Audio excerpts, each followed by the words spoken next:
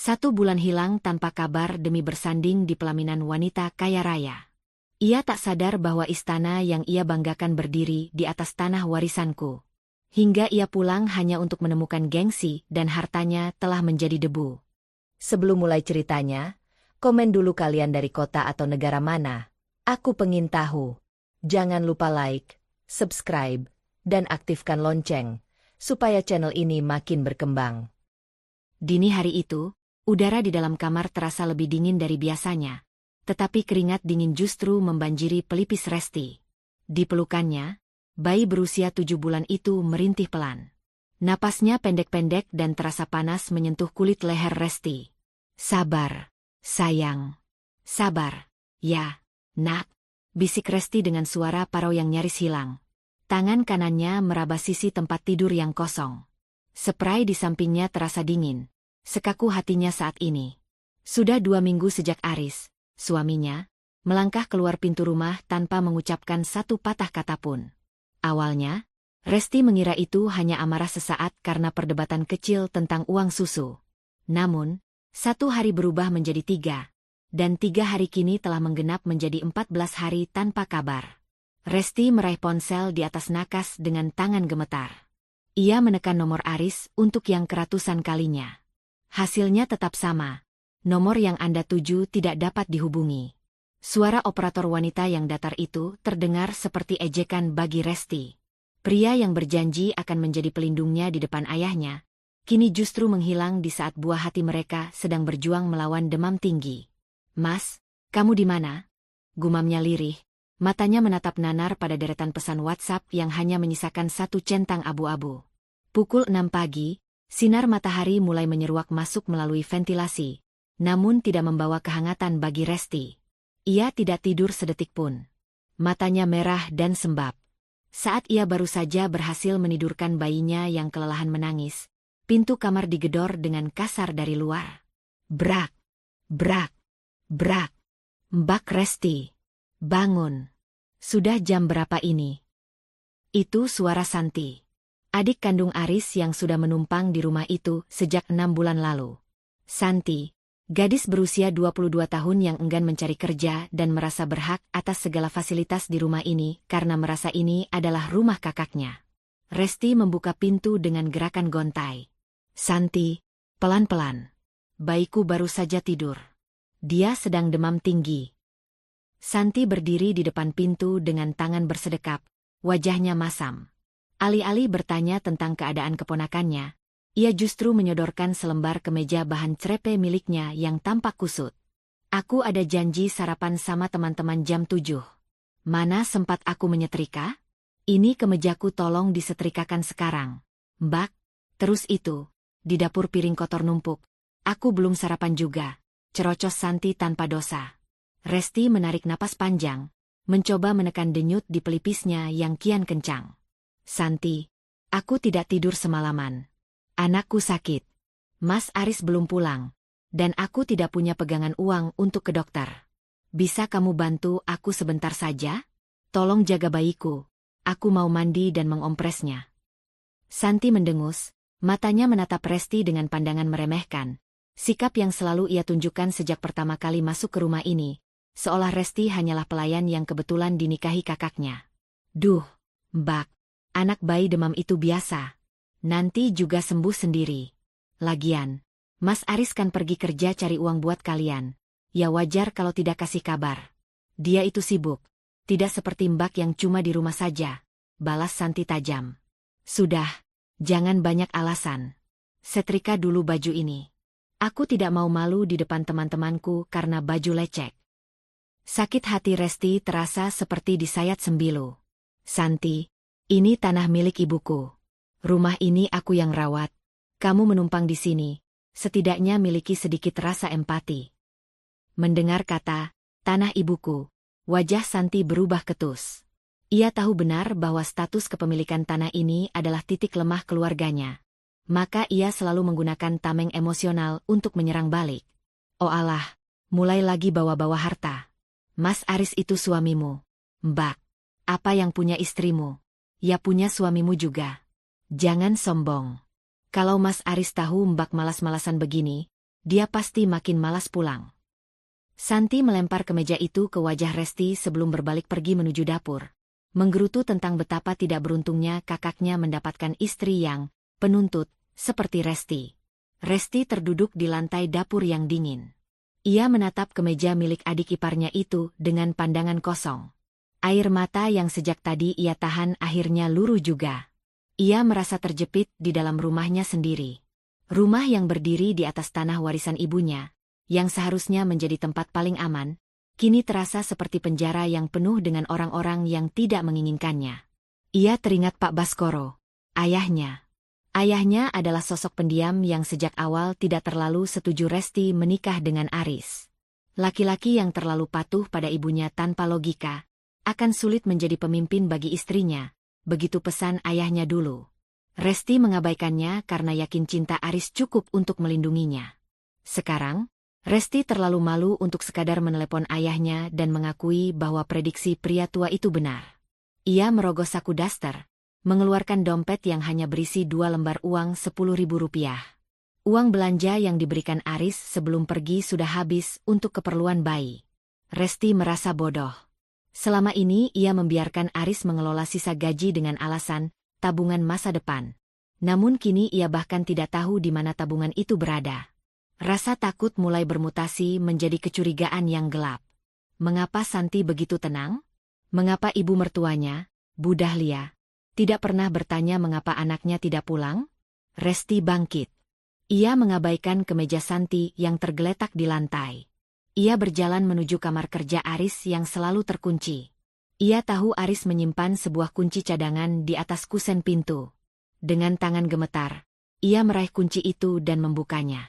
Ruangan itu rapi, terlalu rapi. Resti membuka lemari kecil tempat Aris menyimpan dokumen-dokumen penting. Jantungnya berdegup kencang seolah akan melompat keluar. Di sana, ia tidak menemukan paspor Aris. Ia juga tidak menemukan buku tabungan bersama mereka. Namun, yang paling membuat napasnya sesak adalah ketika ia melihat laci paling bawah. Di sana, biasanya tersimpan koper kecil milik Aris yang sering digunakan untuk perjalanan dinas singkat. Koper itu hilang.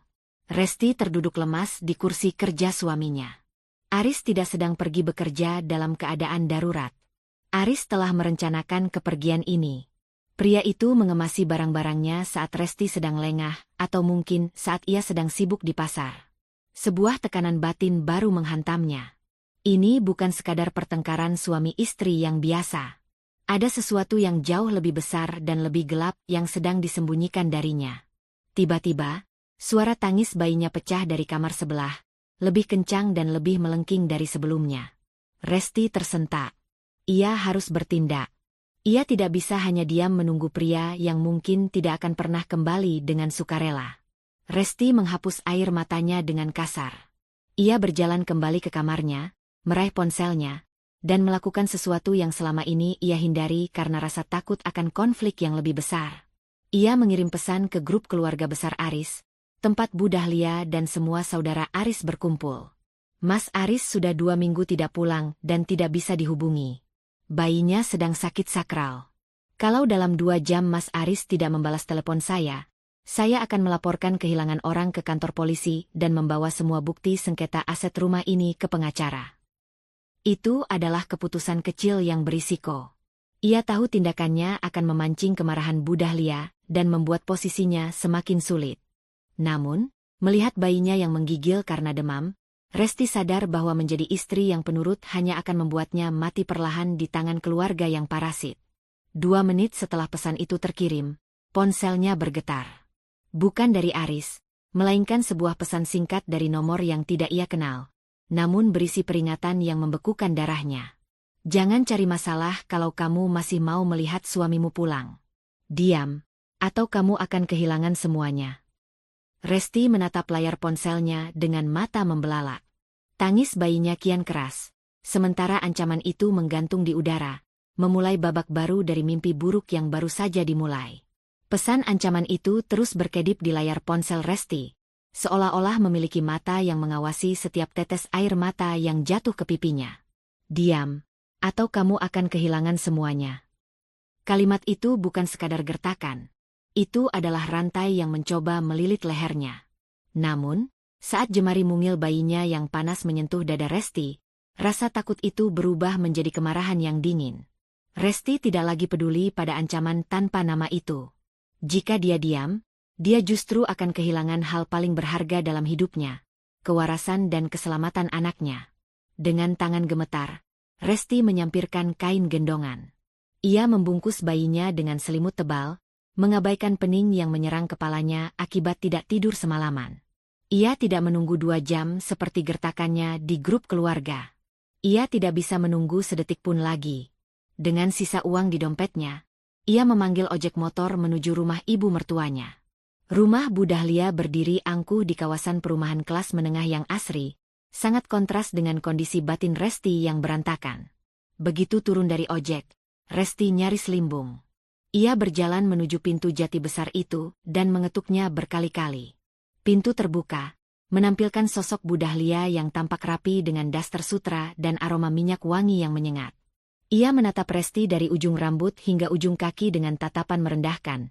Tatapan yang selalu Resti terima sejak hari pertama ia menginjakan kaki di keluarga ini sebagai menantu yang hanya anak buruh. Apa-apaan kamu teriak-teriak di grup keluarga, Resti? Malu-maluin. Suara Bu Dahlia langsung menyambar sebelum Resti sempat mengucap salam. Ibu tahu di mana Mas Aris? Tolong, Bu. Bayiku sakit. Dia butuh ayahnya. Mas Aris sudah 2 minggu tidak pulang. Suara Resti pecah. Ia berusaha merangsek masuk, namun Bu Dahlia menahan daun pintu dengan kuat. Ya wajar Aris tidak betah pulang. Lihat dirimu. Bu Dahlia menunjuk wajah sembab Resti dengan telunjuknya yang dihiasi cincin emas. Kucel, berantakan, cuma bisa merengek. Istri itu tugasnya jadi peneduh, bukan jadi beban. Kalau Aris pergi, itu artinya dia sedang muak melihat mukamu yang selalu menuntut itu. Hati Resti rasanya seperti dihantam godam. Muak? Saya menuntut apa? Bu? Saya cuma minta dia ada saat anaknya sakit. Saya bahkan tidak tahu dia makan apa atau tidur di mana. Bu Dahlia mendengus. Matanya berkilat penuh kemenangan saat melihat menantunya hancur. Aris itu anak berbakti. Dia sedang pergi jauh, bekerja keras siang malam untuk melunasi utang-utang keluarga yang menumpuk karena biaya persalinanmu yang sok mau di rumah sakit bagus itu. Dia tidak mau kamu tahu karena dia tidak mau kamu kepikiran. Tapi dasarnya kamu istri tidak becus, bukannya mendoakan, malah mengancam lapor polisi. Kamu mau menghancurkan karir suamimu sendiri. Resti tertegun. Utang keluarga? Aris tidak pernah bercerita tentang utang apapun. Selama ini, Aris selalu mengatakan bahwa keuangan mereka stabil. Namun, narasi yang dibangun Bu Dahlia mulai meracuni pikirannya. Apakah benar Aris pergi demi dirinya? Apakah ia memang seegois itu sampai tidak menyadari pengorbanan suaminya? Tapi kenapa dia mematikan ponsel? Bu? Kenapa koper dan paspornya hilang? Tanya Resti. Suaranya mulai melemah oleh rasa bersalah yang disuntikkan secara paksa. Bu Dahlia memutar bola matanya. Dia butuh konsentrasi. Dia kerja di proyek luar kota yang sinyalnya susah.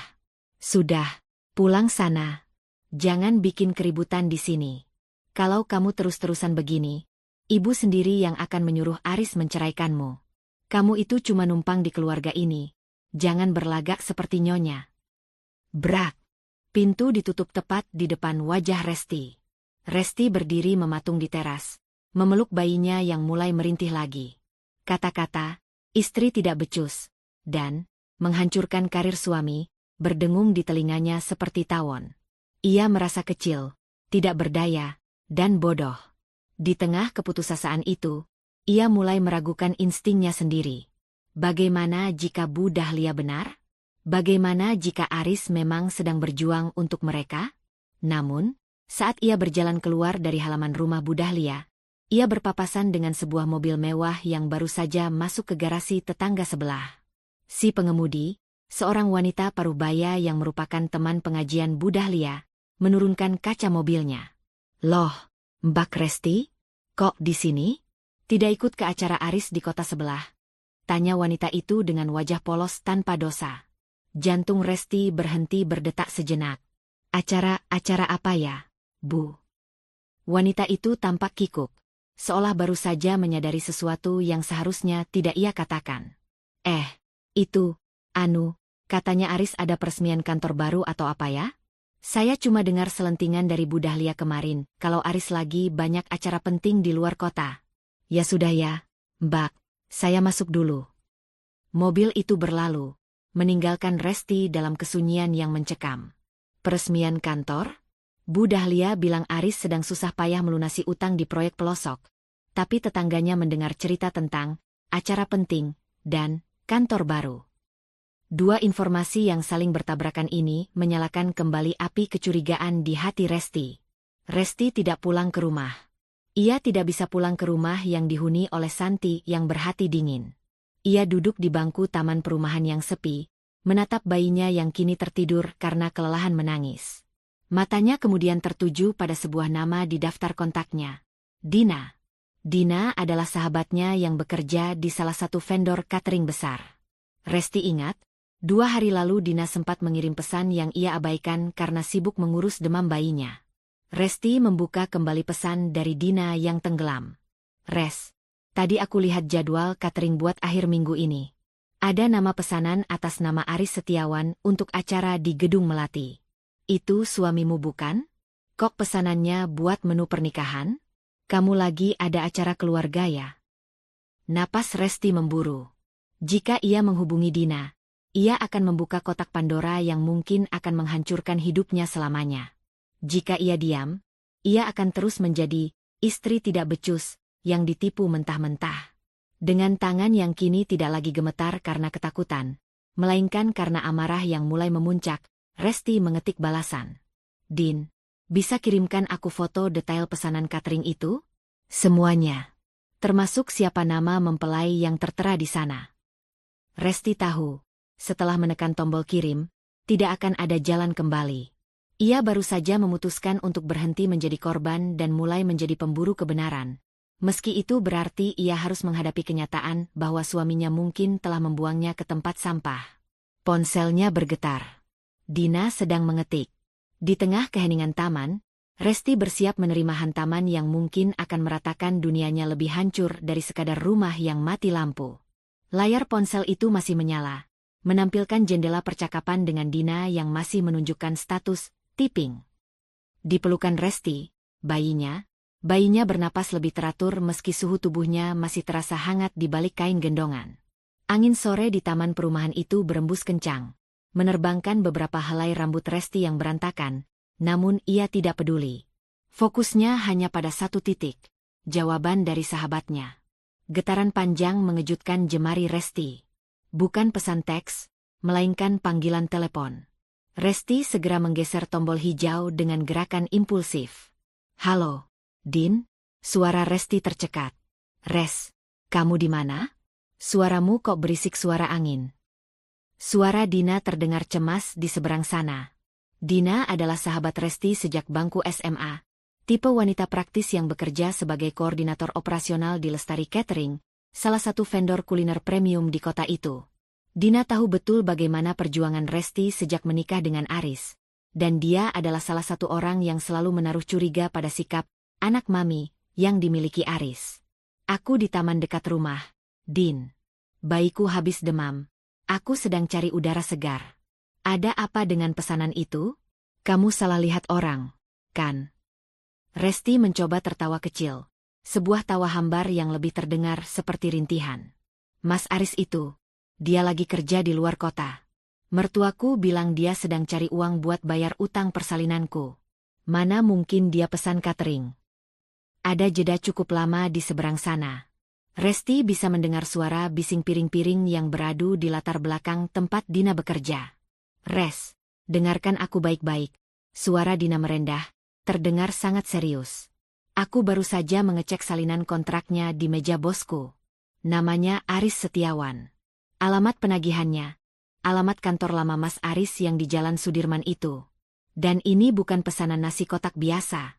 Res, ini paket luxury wedding untuk 500 tamu. DP-nya saja sudah masuk 50 juta rupiah 2 minggu lalu. Tunai. Lutut Resti terasa lemas seketika. Ia terpaksa duduk di tepi bangku kayu taman yang sudah mulai lapuk. 50 juta? Din, buat makan sehari-hari saja Mas Aris bilang kami harus hemat. Dia bahkan tidak meninggalkan uang sepeser pun saat pergi 2 minggu lalu. Listrik rumahku baru saja diputus. Din. Itu dia yang bikin aku bingung. Res.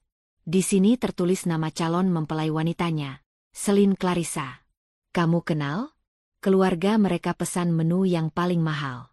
Salmon and Croute, prime rib, semuanya kelas 1. Acara utamanya akhir minggu depan di Gedung Melati. Dina menjelaskan dengan nada yang mulai dipenuhi emosi kemarahan. Res. Kalau Mas Aris bilang dia tidak punya uang, dia berbohong besar padamu. Uang 50 juta itu bukan uang kecil. Resti menggelengkan kepala, meski Dina tidak bisa melihatnya. Pikirannya buntu. Logika batinnya mencoba membela Aris. Mungkin itu Aris Setiawan yang lain? Nama itu cukup pasaran. Namun, detail alamat kantor lama Aris tidak mungkin sebuah kebetulan. Aris memang baru saja mengundurkan diri dari sana sebulan yang lalu dengan alasan ingin berwirausaha. Din, kirimkan foto kontrak itu padaku. Tolong, bisik Resti. Akan kucoba curi-curi kesempatan foto. Res. Tapi kamu harus kuat. Kalau benar ini Mas Aris, berarti dia sudah menyiapkan ini semua saat kamu masih sibuk ganti popok anakmu di rumah. Telepon ditutup. Resti menatap langit yang mulai jingga. Isyarat-isyarat yang selama ini ia abaikan mulai muncul kembali di ingatannya seperti kepingan puzzle yang menyakitkan. Aris yang tiba-tiba mengganti kata sandi ponselnya. Aris yang sering pulang malam dengan alasan lembur padahal kantornya sedang tidak ada proyek besar. Dan yang paling menyakitkan, Aris yang membiarkannya menangis sendirian saat tagihan rumah sakit menumpuk. Dengan alasan, tabungan kita belum cukup. Resti berjalan pulang dengan langkah berat. Bayinya sudah tertidur lelap, tidak tahu bahwa dunianya sedang diambang kehancuran. Begitu memasuki halaman rumah, ia melihat pemandangan yang membuatnya mengelus dada. Santi, adik iparnya, sedang duduk di teras sambil asyik mengunyah martabak manis yang tampak mahal. Di sampingnya ada beberapa kantong belanjaan bermerek dari mal pusat kota. Wah, baru pulang. Mbak, enak ya jalan-jalan sore, sementara rumah berantakan. Sindir Santi tanpa menoleh, matanya tetap terpaku pada layar ponsel. Resti berhenti di depan Santi. Ia menatap kantong belanjaan itu. San, kamu dapat uang dari mana untuk belanja semua itu? Listrik rumah ini mati, anakku sakit, dan kamu malah belanja barang mewah. Santi mendongak, menatap Resti dengan tatapan malas yang menghakimi. Ya ampun, Mbak, ini kan uangku sendiri. Mas Aris yang kasih buat jatah jajan aku sebelum dia pergi. Mas Aris itu sayang sama adiknya. Tidak seperti Mbak yang cuma bisa mengeluh dan bikin dia pusing. Mas Aris kasih kamu uang jajan, tapi tidak kasih uang susu buat anaknya sendiri. Suara Resti mulai meninggi, bergetar karena emosi yang tertahan di kerongkongan. Santi berdiri, mengibaskan sisa remah martabak dari roknya. Mbak, dengar ya. Mas Aris itu lagi pusing cari uang buat bayar utang-utang Mbak. Kalau dia kasih aku sedikit, itu hak dia. Mas Aris sudah capek mengurus istri yang tidak ada kontribusinya seperti Mbak. Mending Mbak urus itu anak. Jangan sampai tangisannya mengganggu tidurku malam ini. Santi masuk ke dalam rumah dengan angkuh, sengaja menabrak bahu Resti saat berpapasan. Resti terpaku di teras. Ia melihat bungkus martabak yang ditinggalkan Santi. Di sana tertera stiker toko, Sarinah Mall. Jaraknya sangat jauh dari sini, dan martabak itu harganya hampir setara dengan biaya makan Resti selama 3 hari. Kecurigaan itu kini bukan lagi sekadar merayap, melainkan mencengkeram jantungnya. Ada pola yang sama antara cerita Bu Dahlia, sikap Santi, dan informasi dari Dina. Mereka semua seolah sedang memainkan peran dalam sebuah drama besar, di mana Resti adalah satu-satunya orang yang tidak diberikan naskah. Resti masuk ke dalam rumah yang gelap karena tak ada listrik. Ia meletakkan bayinya di tempat tidur, lalu berjalan menuju sudut ruangan tempat sebuah meja kecil berisi barang-barang lama Aris berada. Di sana ada sebuah tablet tua yang sudah retak layarnya, yang jarang digunakan Aris sejak memiliki ponsel baru. Resti mencoba menyalakannya. Baterainya lemah, namun masih ada sisa 5%. Ia ingat Aris pernah menghubungkan akun cloud ponselnya ke tablet ini. Dengan tangan gemetar, ia mencoba membuka folder foto yang tersinkronisasi otomatis. Layar tablet itu berkedip-kedip, menampilkan proses loading yang lambat. Resti menahan napas. Jika benar Aris berkhianat, bukti itu pasti ada di sini. Detik berikutnya, sebuah folder bernama Project New Life muncul. Resti membukanya. Di dalamnya bukan berisi dokumen kerja, melainkan foto-foto Aris bersama seorang wanita cantik, wanita yang mungkin adalah Selin Clarissa yang disebutkan Dina. Mereka tampak berada di sebuah butik pengantin. Aris sedang mencoba jas hitam dengan senyum lebar yang tidak pernah ia tunjukkan lagi pada Resti selama setahun terakhir. Air mata Resti jatuh mengenai layar tablet yang retak. Rasa sakitnya melampaui apapun yang pernah ia rasakan. Aris tidak sedang menderita di proyek luar kota. Aris sedang merayakan hidup barunya. Tiba-tiba, tablet itu mati karena kehabisan daya. Di tengah kegelapan total rumahnya, Resti hanya bisa mendengar detak jantungnya sendiri yang berpacu. Ia menyadari satu hal, ia tidak bisa terus menunggu. Resti meraih tas kecilnya. Ia mengambil sertifikat tanah milik ibunya yang ia sembunyikan di bawah tumpukan kain. Keputusan kecil namun berisiko mulai terbentuk di kepalanya. Jika Aris menganggap rumah dan tanah ini adalah miliknya untuk dijadikan jaminan hidup barunya, maka Aris salah besar. Mas, kalau kamu memilih membangun istana di atas luka anakmu, maka jangan salahkan aku jika aku merobohkan duniamu sebelum kamu sempat menikmatinya, bisik Resti pada kegelapan. Ia memutuskan akan mendatangi kantor lama Aris besok pagi, mencari tahu siapa sebenarnya Selin Clarissa. Meski ia tahu hal itu mungkin akan memancing kemarahan Bu Dahlia yang lebih besar. Resti tidak lagi takut kehilangan Aris. Ia kini lebih takut kehilangan dirinya sendiri jika terus diam. Kegelapan yang menyelimuti rumah itu semalam bukan hanya soal padamnya aliran listrik, melainkan awal dari hilangnya sisa-sisa harapan dalam batin Resti. Pagi menyambutnya dengan sunyi yang mencekam. Suara dengung kulkas yang biasanya menemani keheningan dapur kini lenyap, berganti dengan bau anyir dari sisa daging dan susu yang mulai basi karena suhu dinginnya menguap. Resti duduk di bangku dapur dengan pandangan kosong. Di gendongannya, bayinya mulai merintih. Bayi itu lapar. Namun asinya terasa seret karena stres yang menderanya berhari-hari. Ia mencoba menyalakan keran, tetapi hanya terdengar suara batuk dari pipa yang kering. Mesin pompa air tidak akan bekerja tanpa daya listrik. Ia meraih ponselnya yang sisa daya baterainya tinggal 3%. Dengan jemari gemetar, ia mengetik pesan kepada Aris. Mas, aku mohon. Setidaknya nyalakan listriknya. Kasihan anakmu. Dia kepanasan dan kita tidak punya air. Uangku sudah benar-benar habis. Tolong kembali, Mas. Resti menatap layar itu dengan napas tertahan. 1 detik. 2 detik, pesan itu berubah menjadi 2 centang biru. Aris membacanya. Jantung Resti berdegup kencang. Ia menunggu balasan, menunggu kata, maaf, atau setidaknya pemberitahuan bahwa token listrik sudah diisi. Namun, menit berlalu menjadi jam. Tidak ada ketikan balasan. Aris tetap diam, membiarkan istrinya mengemis dalam kegelapan sementara ia sendiri aktif memantau pesan tersebut. Pengabaian itu terasa lebih menyakitkan daripada makian Bu Dahlia kemarin. Dibaca tapi tak dibalas. Itu adalah cara Aris mengatakan bahwa Resti dan anaknya bukan lagi prioritas, melainkan gangguan yang ingin ia hapus dari hidupnya. Keheningan itu pecah sekitar pukul 10 pagi ketika sebuah mobil minibus berhenti di depan pagar. Resti mengira itu Aris. Ia berlari keluar dengan mata berbinar, namun langkahnya terhenti di ambang pintu. Bukan Aris yang turun, melainkan 2 orang pria berkaus hitam yang segera masuk ke dalam rumah seolah sudah memegang izin. Di belakang mereka, Santi melangkah dengan kacamata hitam bertengger di kepalanya, tampak segar dan penuh energi, sangat kontras dengan Resti yang terlihat seperti mayat hidup. Santi? Apa-apaan ini? Siapa mereka? Tanya Resti bingung. Santi tidak menjawab. Ia langsung menuju ke ruang tengah dan menunjuk televisi layar datar berukuran besar, sound system, dan beberapa koleksi jam tangan mewah milik Aris yang tersimpan di lemari kaca. Angkut itu semua. Pelan-pelan, jangan sampai lecet, perintah Santi pada kedua pria itu. Resti menghalangi jalan mereka. Tunggu. Ini barang-barang Mas Aris. Kamu tidak bisa membawanya begitu saja. Santi melepaskan kacamata hitamnya, menatap Resti dengan pandangan dingin yang tajam. Justru karena ini barang-barang Mas Aris, aku membawanya. Mbak, Mas Aris yang menyuruhku. Dia bilang, daripada barang-barang mahal ini rusak karena rumah ini sudah tidak terurus dan gelap gulita, lebih baik diamankan ke rumah ibu. Diamankan? Mas Aris bicara sama kamu.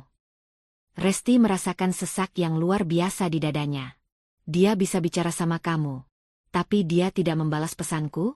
Dia tahu rumah ini mati lampu dan anaknya butuh bantuan, tapi dia malah menyuruhmu mengambil barang-barang ini. Santi mendengus, ia mulai mengemasi pakaian-pakaian bermerek milik Aris ke dalam koper besar yang ia bawa dari kamar tamu. Mas Aris itu kecewa sama Mbak. Dia bilang, Mbak terlalu banyak drama. Lagi pula, aku juga mau pindah hari ini. Capek aku tinggal di rumah yang tidak ada listriknya begini. Mbak urus saja sendiri ya. Toh Mbak kan yang paling mengerti soal hak tanah dan harta di sini. Resti mencoba merebut koper itu, namun tenaganya habis. Ia hampir tersungkur jika tidak berpegangan pada pinggiran sofa. Santi, tolong, jangan tinggalkan aku sendirian dalam kondisi begini. Setidaknya tinggalkan sedikit uang untuk susu anakmu. Santi merogoh tasnya, mengeluarkan selembar uang Rp50.000 dan melemparnya ke meja. Ini, buat beli lilin. Jangan terlalu berharap banyak dari orang yang sudah Mbak usir secara batin. Aku pergi ya, Mbak. Oh ya, jangan cari aku atau ibu lagi. Mas Aris bilang dia butuh ketenangan buat proyek barunya. Santi melangkah keluar, diikuti dua pria yang menggotong barang-barang berharga milik Aris. Rumah itu seketika terasa kosong, hampa, dan asing. Resti berdiri di tengah ruang tamu yang kini melompong, hanya menyisakan furnitur berat yang sulit diangkut. Rasa bingung yang hebat mulai bermutasi menjadi kesadaran yang pahit.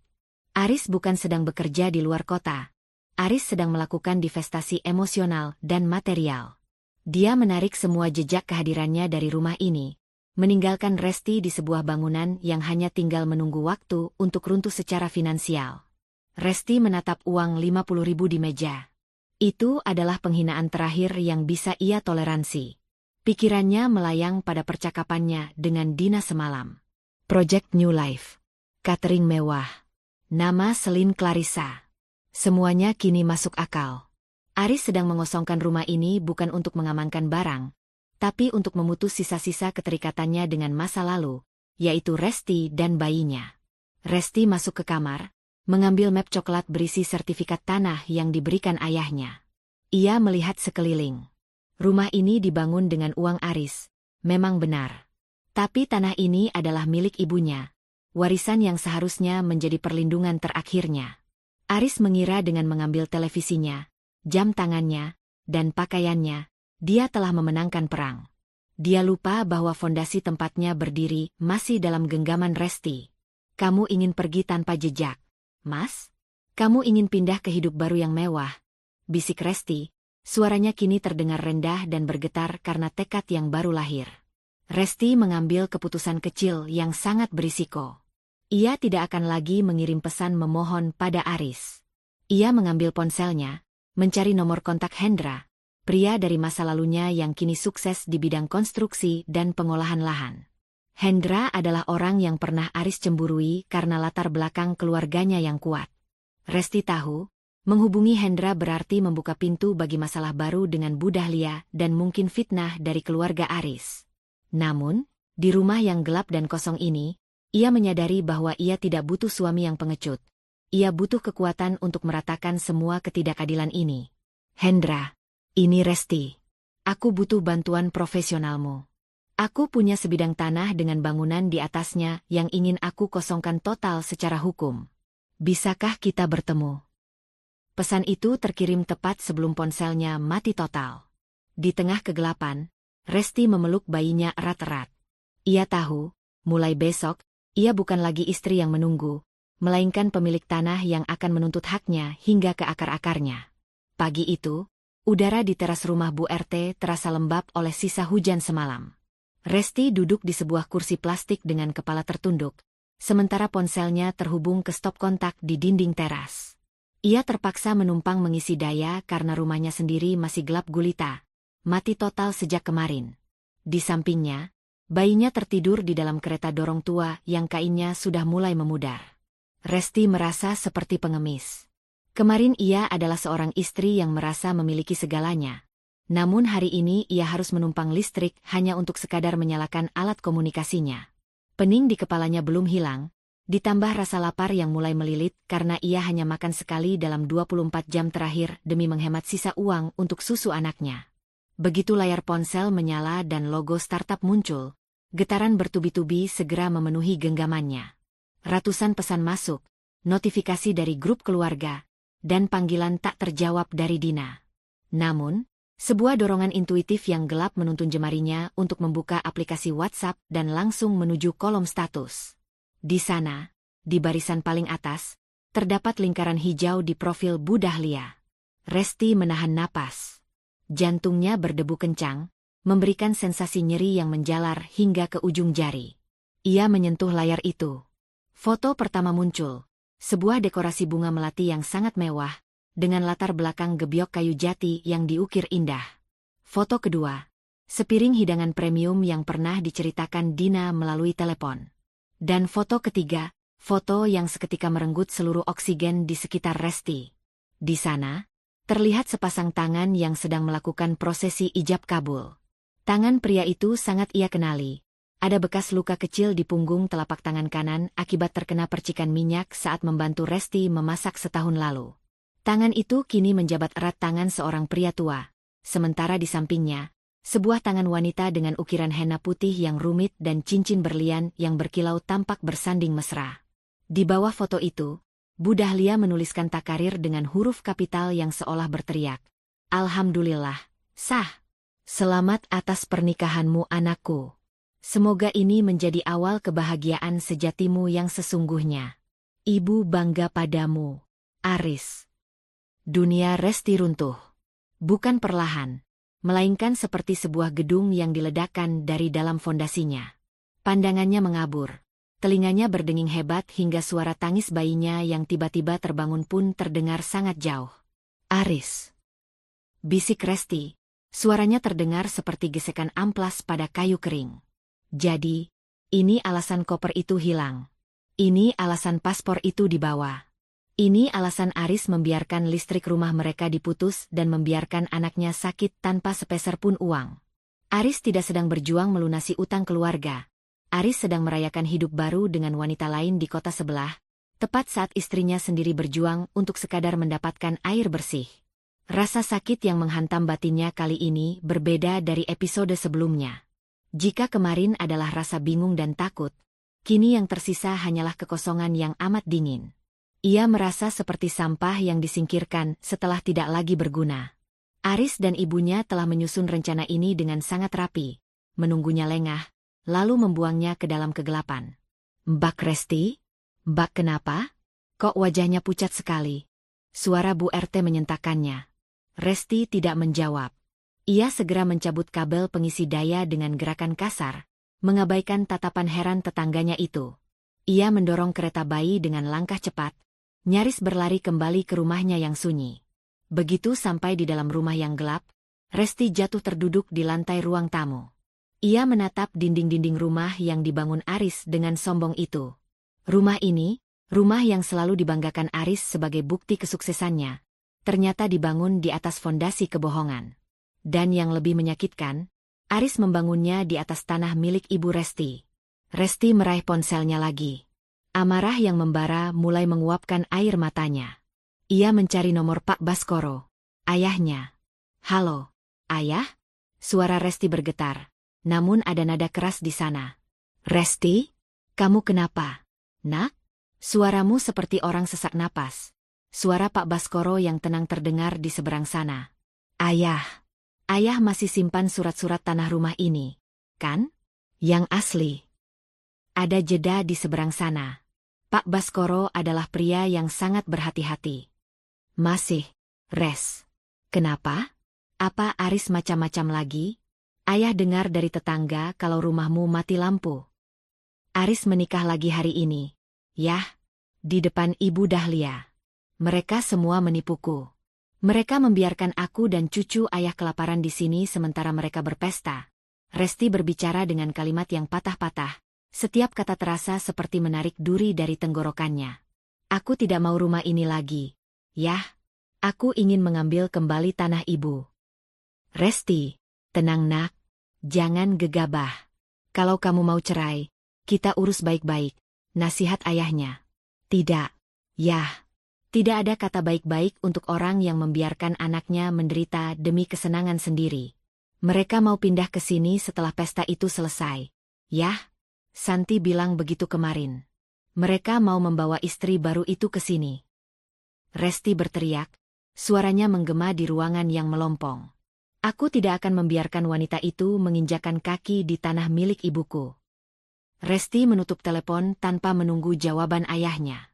Ia kini tahu apa yang harus dilakukan. Selama ini ia terlalu lembek, terlalu percaya pada konsep istri penurut. Bu Dahlia benar. Ia memang tidak becus. Tidak becus karena telah membiarkan dirinya diinjak-injak sejauh ini. Ia membuka pesan dari Hendra, kontraktor sekaligus teman masa lalunya yang sempat ia hubungi semalam. Res, aku sudah baca pesanmu. Aku bisa bantu soal pengosongan lahan itu. Tapi kamu yakin? Bangunan itu masih bagus, nilainya ratusan juta. Kalau kamu ratakan, kamu tidak akan dapat apa-apa selain tanah kosong. Resti mengetik balasan dengan jemari yang kini mantap, tidak lagi gemetar. Aku tidak butuh bangunan itu, Hendra. Aku tidak mau menghirup udara di bawah atap yang dibangun dari uang pengkhianat. Datanglah besok pagi ke sini.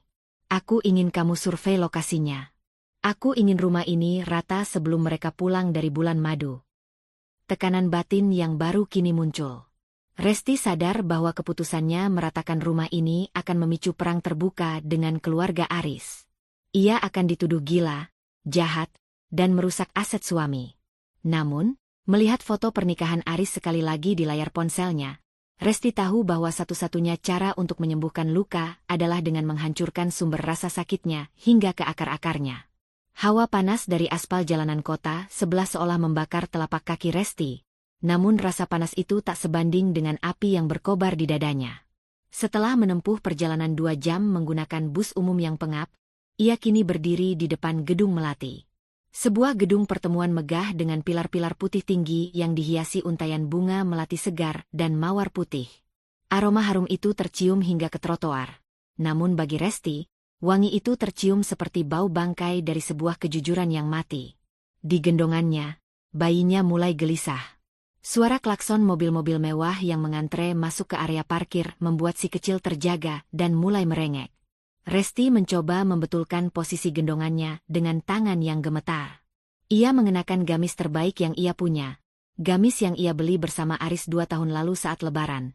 Namun di tempat ini, ia merasa seperti noda kotor di atas kanvas putih yang bersih. Sabar, nak. Kita cuma mau tanya sama ayah.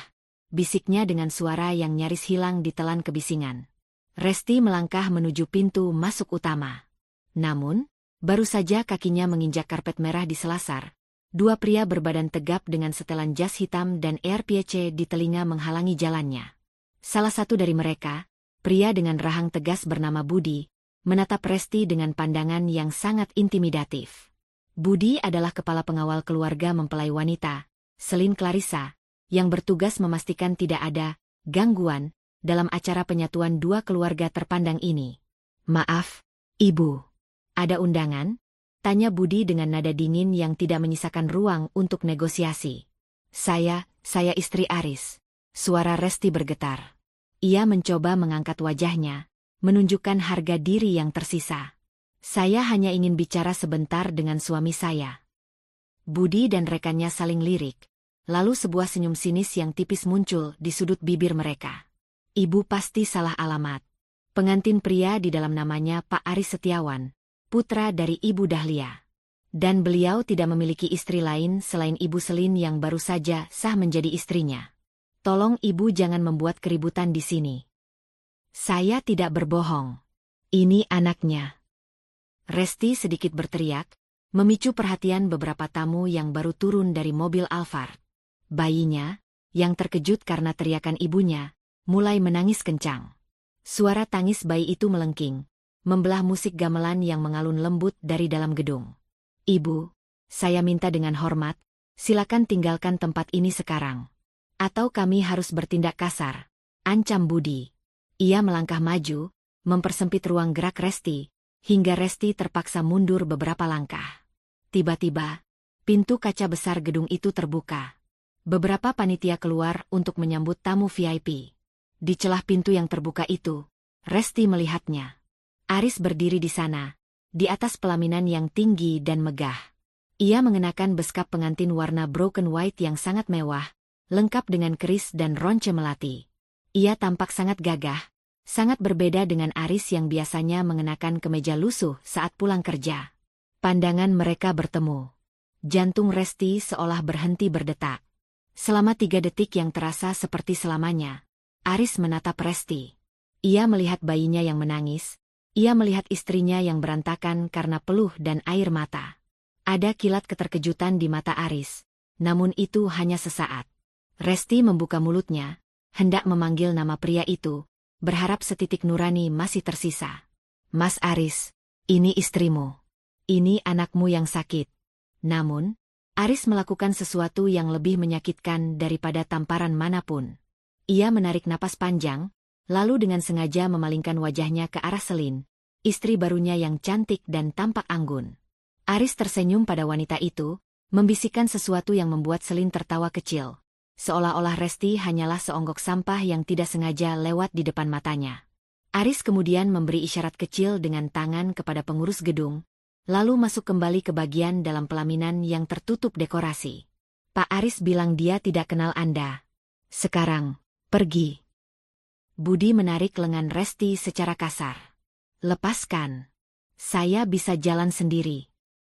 Resti meronta, namun tenaga Budi jauh lebih kuat. Ia diseret menjauh dari area selasar hingga ke pinggir jalan raya. Beberapa tamu menatapnya dengan pandangan jijik, seolah-olah Resti adalah pengemis yang mencoba mengacaukan pesta kelas atas. Resti tersungkur di atas trotoar yang kasar. Bayinya menangis histeris karena kaget. Ia mendekap anaknya erat-erat, membiarkan air matanya membasahi pipi mungil si bayi. Rasa malu yang luar biasa kini menindih batinnya. Ia merasa sangat rendah, sangat hina. Aris tidak hanya mengkhianatinya, Aris telah membuang identitasnya sebagai istri di depan mata publik. Pengabaian Aris tadi adalah jawaban final. Tidak ada lagi ruang untuk bicara. Tidak ada lagi ruang untuk penjelasan, utang keluarga, seperti yang dibualkan Bu Dahlia. Aris sudah memilih dunianya. Dan dunia itu tidak melibatkan Resti maupun anak mereka. Resti berdiri dengan kaki yang masih gemetar. Ia menatap gedung megah itu untuk terakhir kalinya. Di dalam sana, mereka sedang tertawa di atas penderitaannya. Mereka sedang merencanakan untuk kembali ke rumahnya. Rumah di atas tanah ibunya. Setelah pesta ini usai. "Kamu pikir kamu bisa membawanya ke rumahku, Mas?" bisik Resti. Suaranya kini terdengar sangat dingin dan datar. Kesedihan itu telah menguap, berganti dengan tekad yang mengerikan. Resti merogoh tasnya, mengambil ponsel yang baterainya hampir habis. Ia tidak menelepon Aris. Ia menelepon Hendra. "Hendra, ini aku. Kamu bilang butuh waktu berapa lama untuk meratakan bangunan? Kalau alat beratnya sudah di lokasi, cuma hitungan jam, Res. Tapi kamu serius? Itu aset besar." Suara Hendra terdengar ragu di seberang sana. "Lakukan sekarang. Bawa alatnya besok pagi. Aku akan memberikan izin tertulis sebagai pemilik tanah. Aku ingin saat mereka pulang dari sini, mereka tidak menemukan satu tembok pun yang masih berdiri tegak," ucap Resti dengan mata yang menyala tajam. Keputusan itu sangat berisiko. Secara hukum bangunan, ia mungkin akan dituntut karena menghancurkan properti suaminya. Namun secara batin, Resti tahu, membiarkan rumah itu tetap berdiri hanya akan membuat Aris menang. Ia lebih baik menghadapi penjara daripada harus melihat Aris dan istri barunya tidur di bawah atap yang ia rawat dengan keringat dan air mata. Malam itu, Resti pulang bukan untuk menangis, melainkan untuk mengosongkan sisa-sisa kenangannya sebelum buldozer datang. Langkah kaki Resti terasa seberat timah saat ia menyusuri jalan setapak menuju rumah masa kecilnya. Aroma tanah basah dan pohon Kamboja di depan pagar kayu yang mulai melapuk menyambutnya, membawa kembali memori tentang masa-masa ketika hidupnya masih sesederhana mengejar layang-layang, bukan dikejar oleh kenyataan pahit pengkhianatan.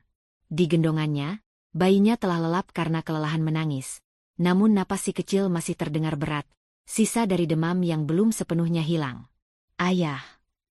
Suara Resti nyaris tidak terdengar saat ia mengetuk pintu jati rumah itu. Pintu terbuka, menampakkan sosok pria parubaya dengan kaos oblong putih dan sarung. Pak Baskoro, ayah kandung Resti, berdiri mematung. Matanya yang biasanya tenang kini berkilat penuh keprihatinan melihat kondisi putri tunggalnya. Wajah Resti kuyu, bajunya kusut terkena keringat dan air mata, serta matanya merah bengkak. Tanpa perlu banyak bicara, Pak Baskoro menyingkir, memberi jalan bagi anaknya untuk masuk ke dalam pelukan perlindungan yang paling tulus. Resti ambruk di sofa ruang tamu yang dialasi taplak rajut buatan almarhumah ibunya. Di sana, di bawah cahaya lampu kuning yang temaram, tangisnya pecah kembali.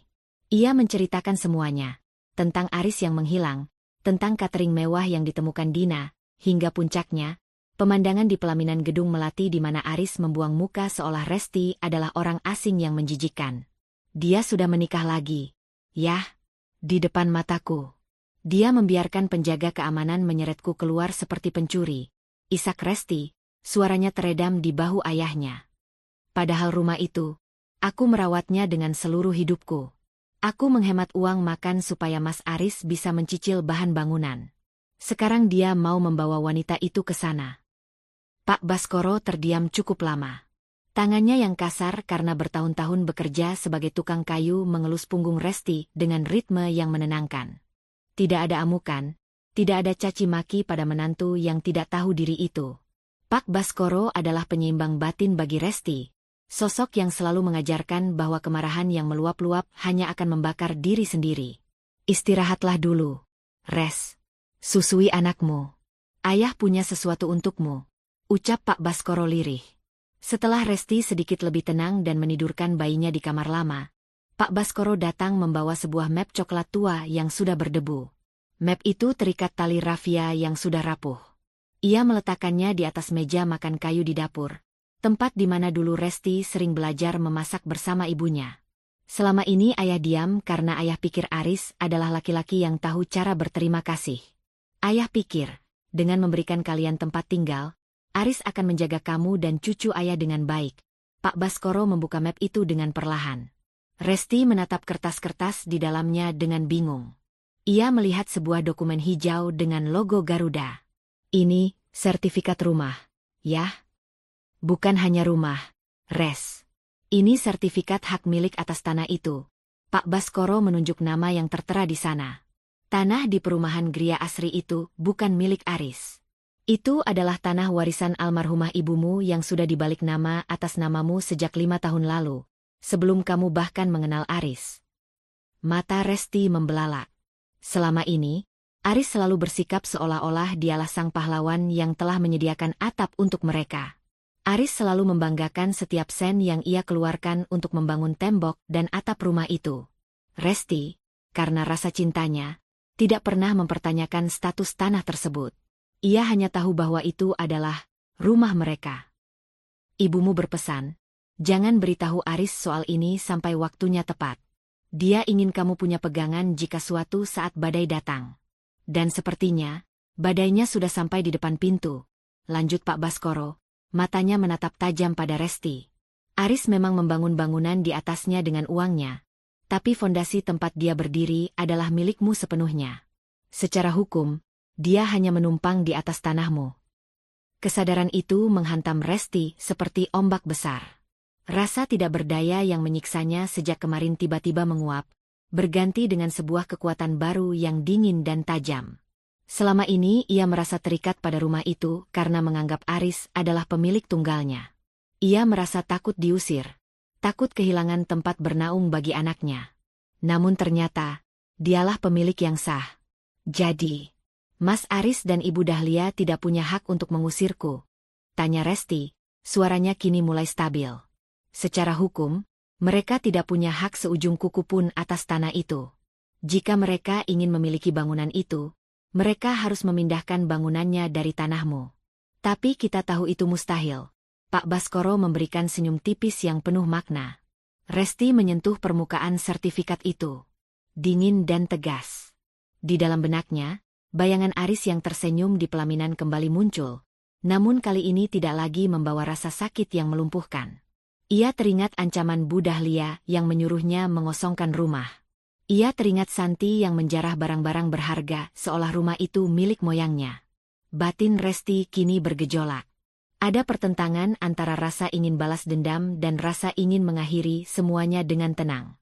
Namun, saat ia teringat wajah bayinya yang pucat karena demam sementara ayahnya berpesta pora, Resti mengambil sebuah keputusan besar. "Yah, aku akan kembali ke rumah itu besok," ucap Resti pelan namun pasti. "Untuk apa, Nak? Kamu mau menghadapi mereka lagi?" Pak Baskoro tampak khawatir. "Aku akan kembali sebagai pemilik tanah, bukan sebagai istri yang memohon ampun. Aku ingin melihat wajah mereka saat mereka menyadari bahwa istana yang mereka banggakan berdiri di atas tanah yang bisa aku ambil kapan saja." Resti menutup map itu dengan keras. Tekanan batin baru kini muncul. Resti tahu bahwa dengan membawa sertifikat ini, ia sedang menyatakan perang terbuka yang legal. Ia bukan lagi sekadar menghadapi konflik rumah tangga, melainkan sengketa aset yang bisa berujung pada kekerasan atau penjara jika ia salah langkah. Keputusan berisikonya adalah kembali ke rumah itu sendirian, tanpa pengawal, hanya berbekal selembar kertas, untuk menunggu Aris pulang membawa istri barunya. Resti mematikan lampu dapur. Kegelapan malam itu tidak lagi menakutkan baginya. Karena kini, ia memegang kunci untuk meruntuhkan seluruh dunia Aris yang dibangun di atas kebohongan. Sinar matahari pagi menembus celah jendela kamar lama Resti di rumah ayahnya, menerangi butiran debu yang menari di atas map coklat berisi sertifikat tanah. Resti terbangun bukan karena alarm, melainkan karena rasa perih yang konsisten di ulu hatinya.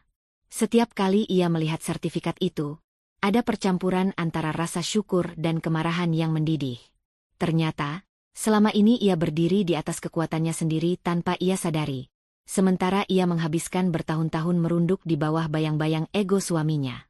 Ponselnya yang baru saja terisi penuh daya bergetar di atas nakas. Nama, ibu mertua, berkedip di layar. Resti menatap nama itu selama beberapa detik, mengatur napas agar suaranya tidak bergetar. Ia menekan tombol hijau dan mendekatkannya ke telinga tanpa mengucapkan salam. "Resti, bagus kamu angkat." Suara Bu Dahlia menyalak tanpa basa-basi. Suaranya terdengar sangat riang sekaligus penuh perintah, seolah-olah ia baru saja memenangkan lotre. "Ibu tidak mau bertele-tele. Aris dan Selin sudah selesai acara dan mereka akan segera kembali. Ibu minta kamu segera ambil sisa barang-barang kucelmu dari rumah itu sekarang juga." Resti memejamkan mata, jemarinya mencengkeram pinggiran spray. Ibu baru saja melihat anaknya menikah lagi saat masih punya istri sah, dan hal pertama yang ibu lakukan adalah mengusir saya. Bu Dahlia mendengus. Suara tawa meremehkannya terdengar sangat tajam. "Istri sah? Jangan halusinasi, Resti. Aris sudah menganggap kamu selesai sejak dia melangkah keluar rumah itu. Selin itu anak pengusaha. Dia terbiasa hidup bersih dan mewah. Dia tidak akan sudi menginjakan kaki di rumah kalau masih ada bau-bau kamu di sana. Lagi pula, Aris sudah bilang, rumah itu dia yang bangun pakai uangnya. Jadi, kamu tidak punya hak 1% pun di sana. Besok sore Aris akan datang bawa truk untuk mengangkut sisa barangmu ke gudang kalau kamu belum pindah." Ibu sadar apa yang ibu katakan? Aris membiarkan anaknya kelaparan dan tanpa listrik 2 minggu ini, dan sekarang ibu mau membawanya ke sana seolah-olah rumah itu miliknya sepenuhnya. Tanya Resti dengan suara yang sangat rendah, menahan gejolak amarah yang hampir meledak.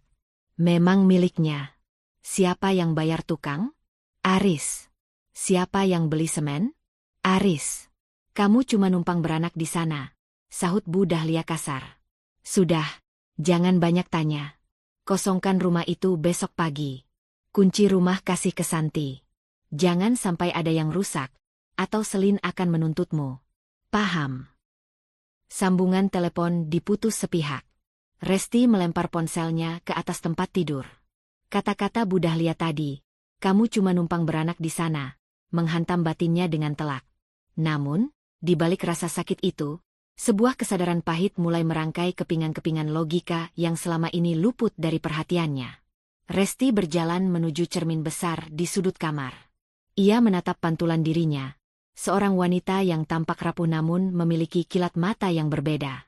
Ia mulai menyadari sebuah kebenaran yang jauh lebih menjijikkan daripada perselingkuhan itu sendiri. Aris telah memanfaatkannya.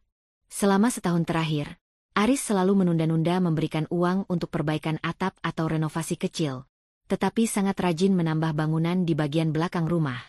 Aris selalu menekankan bahwa rumah ini adalah masa depan kita, sehingga Resti dengan sukarela menggunakan sisa uang tabungan pribadinya untuk membayar tagihan air dan belanja harian agar Aris bisa fokus pada aset tersebut. Aris membiarkan Resti tinggal di sana sebulan penuh tanpa kabar, bukan hanya karena dia pengecut, tetapi karena dia butuh seseorang untuk menjaga rumah itu agar tidak tampak kosong atau rusak sebelum ia siap memboyong istri barunya yang kaya raya. Aku cuma penjaga aset gratisan bagimu, Mas, bisik Resti pada bayangannya sendiri. Kamu membiarkan aku menderita dalam kegelapan agar kamu bisa berpesta, dan sekarang kamu pikir bisa mengusirku dari tanah milik ibuku sendiri. Harga diri Resti yang selama ini terinjak-injak seolah bangkit berdiri. Ia bukan lagi wanita yang akan menangis memohon suaminya pulang. Ia menyadari bahwa ia memegang kunci kehancuran Aris yang tidak pernah pria itu bayangkan. Aris boleh saja merasa memiliki tembok, atap, dan lantai rumah itu, tetapi dia lupa bahwa tanpa tanah di bawahnya, bangunan itu hanyalah tumpukan material yang tidak sah. Resti keluar dari kamar dan mendapati Pak Baskoro sedang menggendong cucunya di ruang tamu. Ayahnya menatap Resti dengan penuh tanda tanya. Ayah, aku akan pergi ke rumah itu sekarang, ujar Resti tegas. Untuk apa, Res? Ibu mertuamu menelepon lagi. Pak Baskoro tampak cemas. Dia menyuruhku pindah karena Aris mau membawa pengantin barunya ke sana besok sore.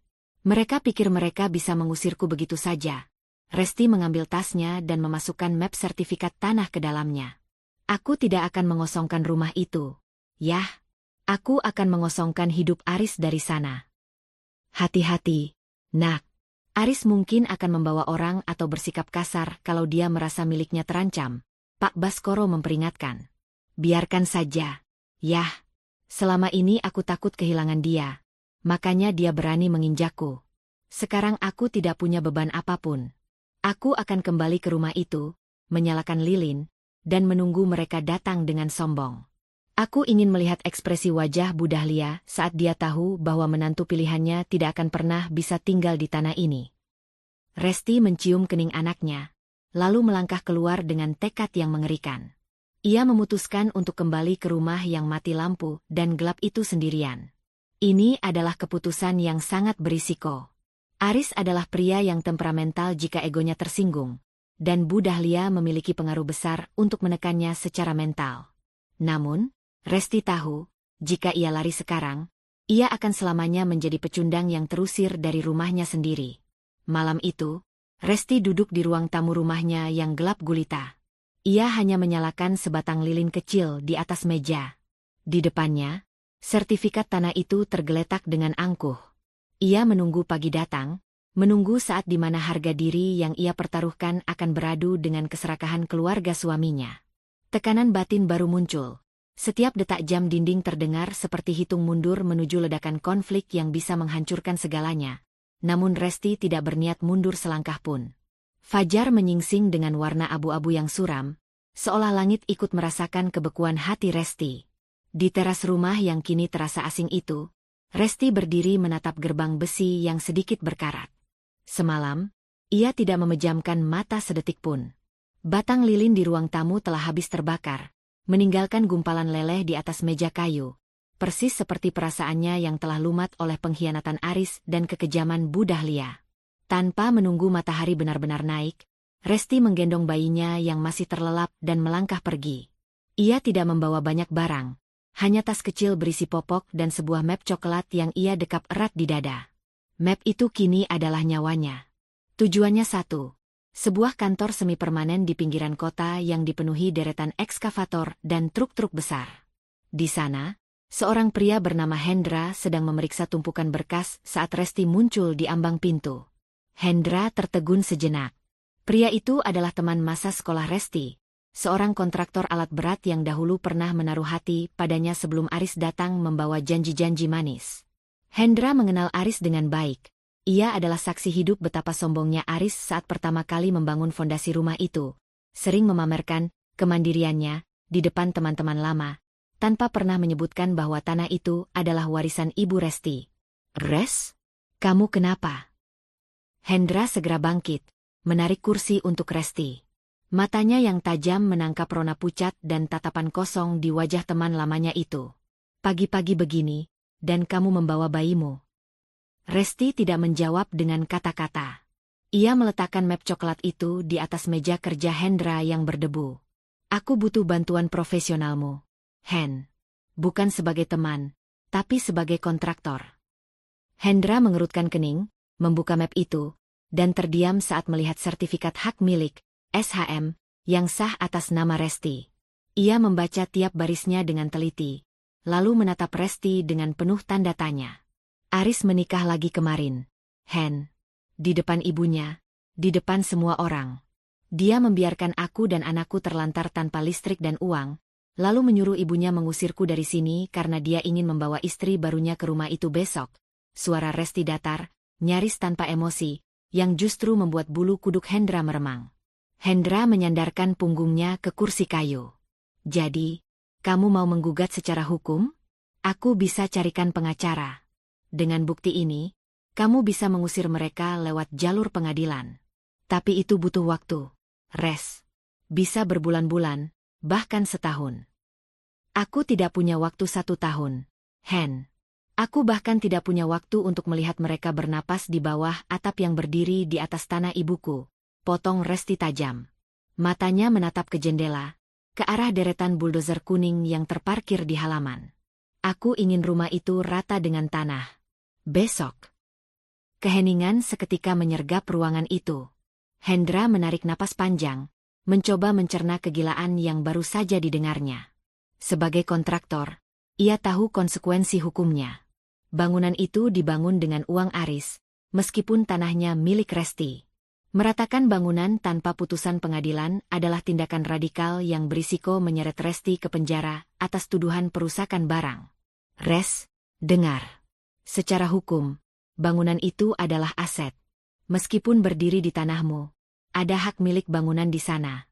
Jika kamu merobohkannya sekarang, Aris bisa melaporkanmu ke polisi."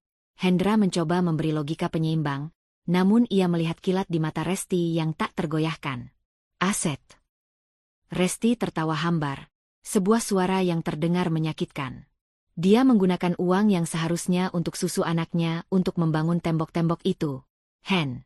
Dia membiarkan aku menghemat setiap rupiah selama 2 tahun agar dia bisa menambah paviliun untuk masa depan. Ternyata masa depan itu bukan untukku.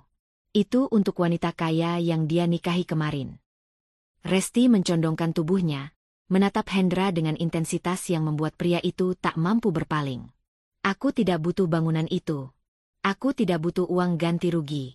Aku ingin dia merasakan bagaimana rasanya kehilangan segalanya dalam satu kedipan mata. Persis seperti yang aku rasakan saat melihat story ibunya kemarin.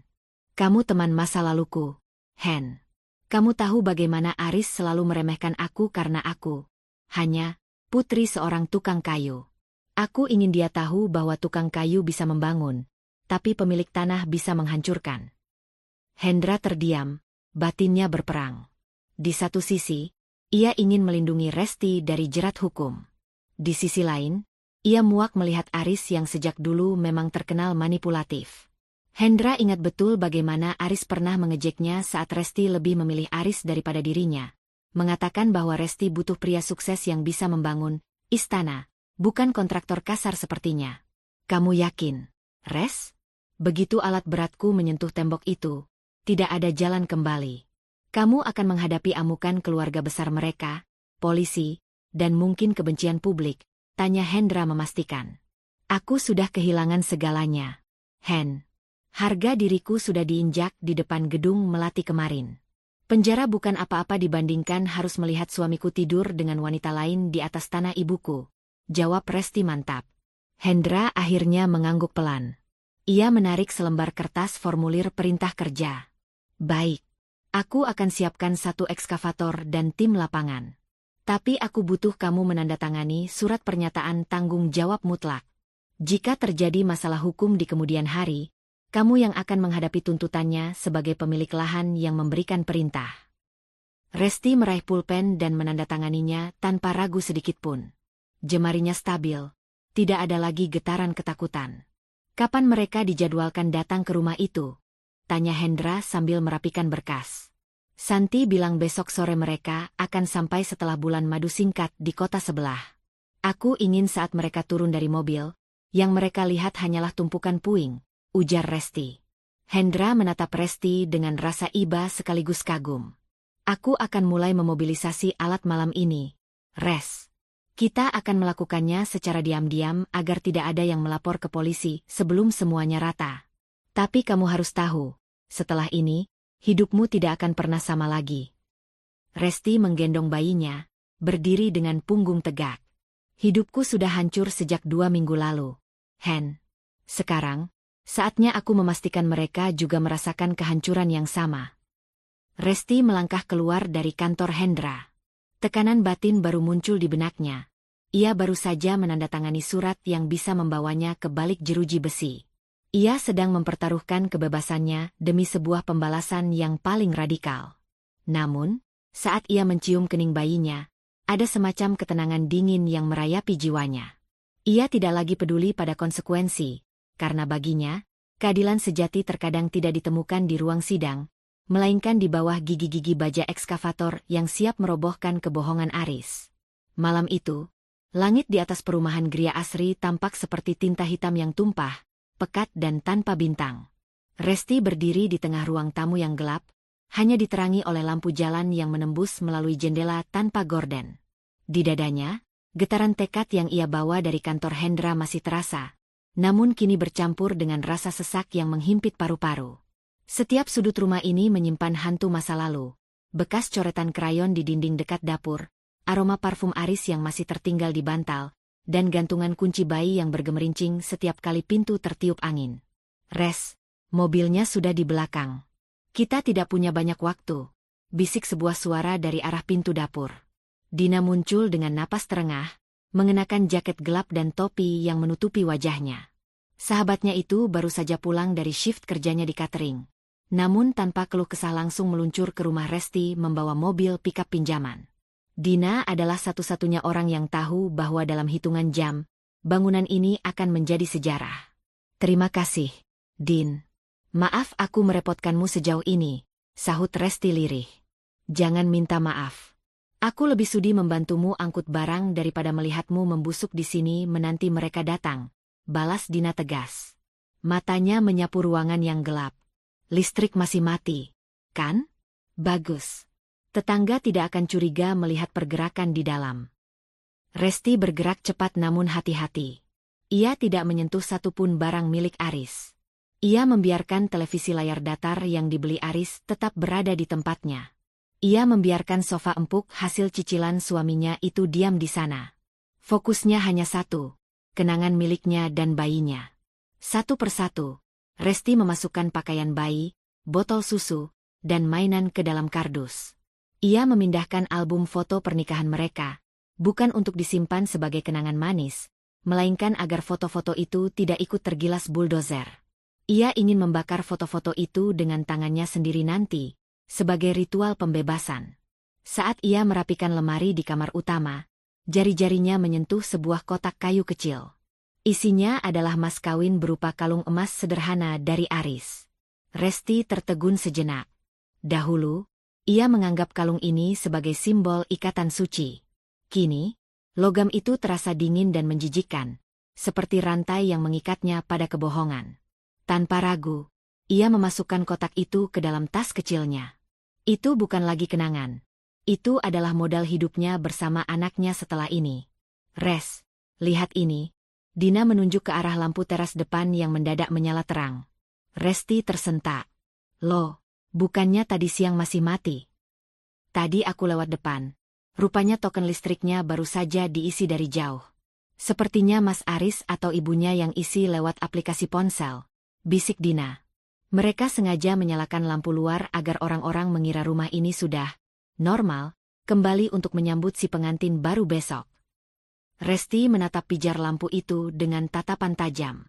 Sebuah ide muncul di benaknya. Biarkan saja, Din. Biarkan lampu itu tetap menyala. Biarkan para tetangga dan Santi, kalau dia lewat, mengira aku masih ada di dalam, meratap di sudut kamar sambil menunggu suamiku pulang. Kehadiran lampu itu adalah kamuflase terbaik kita.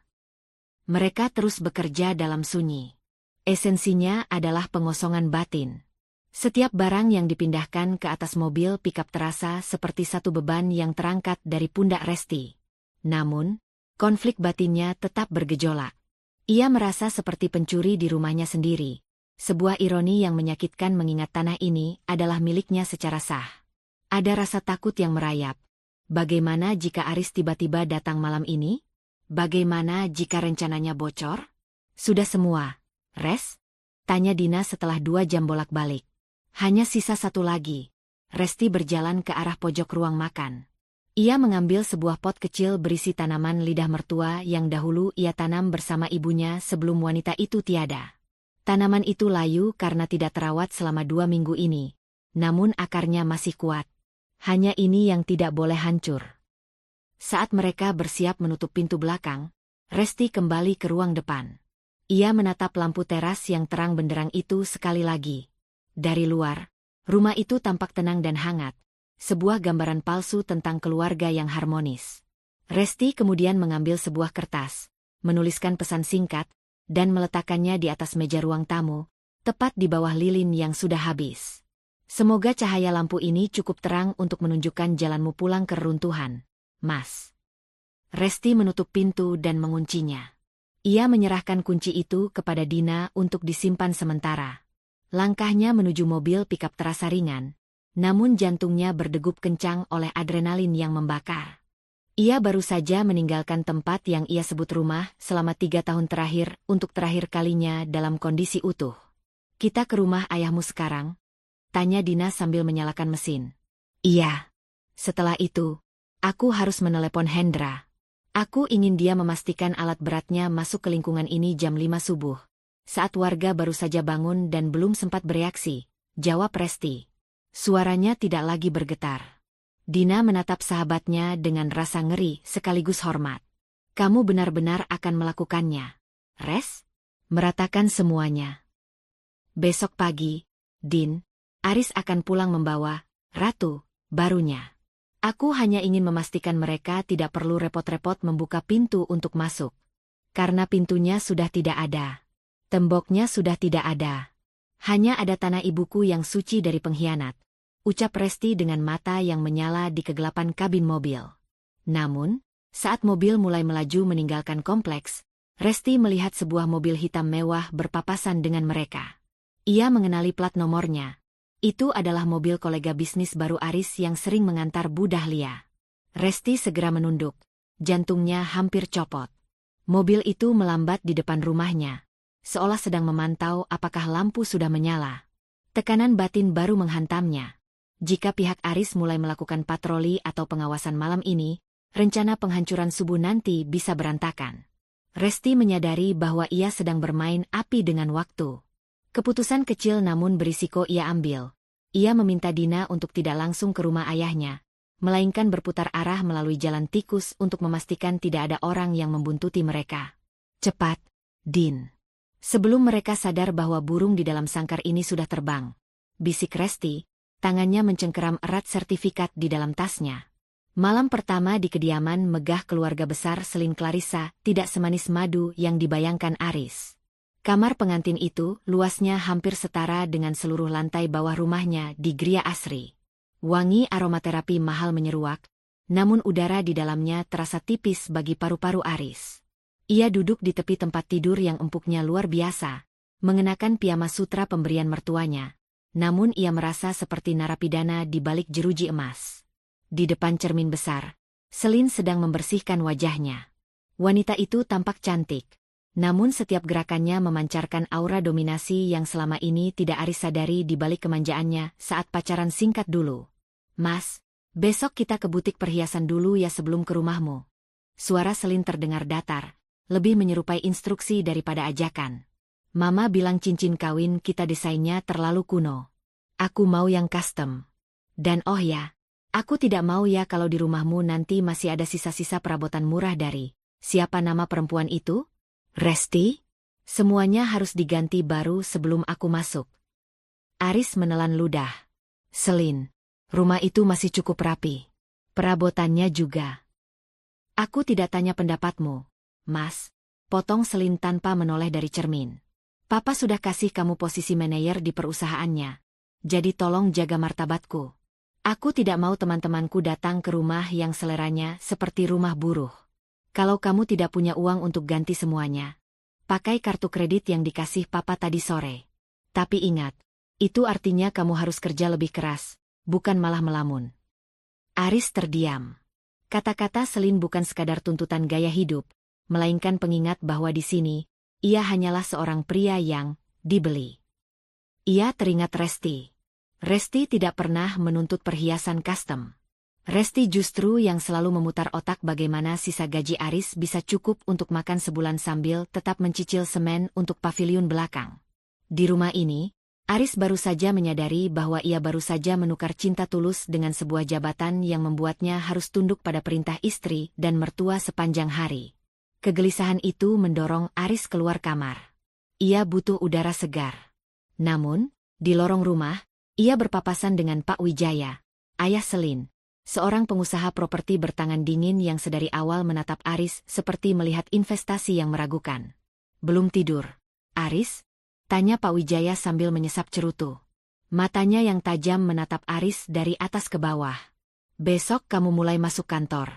Jangan telat. Saya tidak suka orang yang tidak disiplin. Apalagi orang yang statusnya saya angkat dari bawah. Jangan sampai Selin mengeluh soal performamu, baik di kantor maupun di rumah."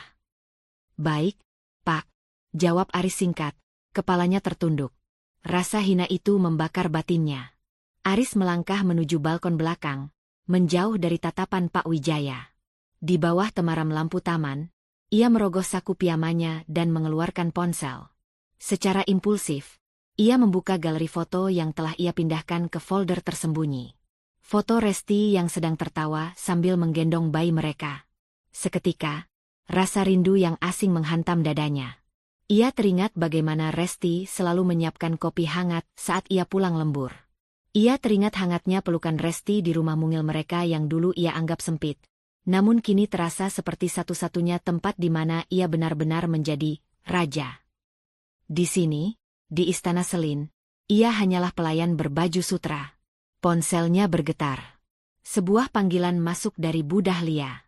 "Halo, Ibu," bisik Aris. "Aris, bagaimana? Senang kan di sana?" Selin tidak marah-marah soal uang catering kan. Suara Bu Dahlia terdengar sangat antusias, kontras dengan suasana hati Aris. "Selin banyak menuntut, Bu. Mertua juga sepertinya tidak menghargaiku." Aris jadi kepikiran Resti dan anak Aris. "Bagaimana kalau kita batalkan saja pindah ke rumah Gria Asri besok?" Aris merasa bersalah. "Bu, listrik di sana diputus karena Aris lupa isi token sebelum pergi." "Hus, bicara apa kamu ini?" Suara Bu Dahlia mendesis tajam. "Jangan jadi pengecut. Kamu sudah melangkah sejauh ini. Harta keluarga Selin itu bisa bikin kita kaya 7 turunan. Resti itu cuma kerikil. Aris, dia tidak punya apa-apa. Rumah itu harus jadi milikmu sepenuhnya supaya Selin merasa nyaman. Kalau kamu kembali ke Resti, kamu mau hidup susah lagi? Mau dikejar-kejar cicilan lagi?" "Tapi itu tanah keluarga Resti, Bu." "Halah, siapa yang tahu? Sertifikatnya mungkin cuma omong kosong bapaknya yang tukang kayu itu. Yang penting bangunan itu kamu yang bangun. Pokoknya besok sore kita ke sana. Ibu sudah suruh Santi pantau. Lampunya sudah menyala. Artinya Resti masih ada di sana menunggu seperti pengemis. Kita tinggal masuk. Kasih dia uang sedikit buat ongkos pulang ke rumah bapaknya. Selesai. Jangan lembek, Aris." Ingat masa depan kita. Panggilan itu terputus. Aris menyandarkan dahinya ke pilar balkon yang dingin. Bayang-bayang penyesalan mulai membayangi logikanya. Ia menyadari bahwa ia telah membuang permata demi sebuah mahkota duri.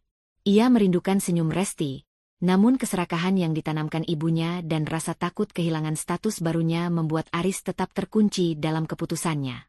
Ia kembali masuk ke kamar dengan hati yang berat. Ia melihat Selin yang sudah terlelap, wajahnya tampak angkuh bahkan dalam tidur.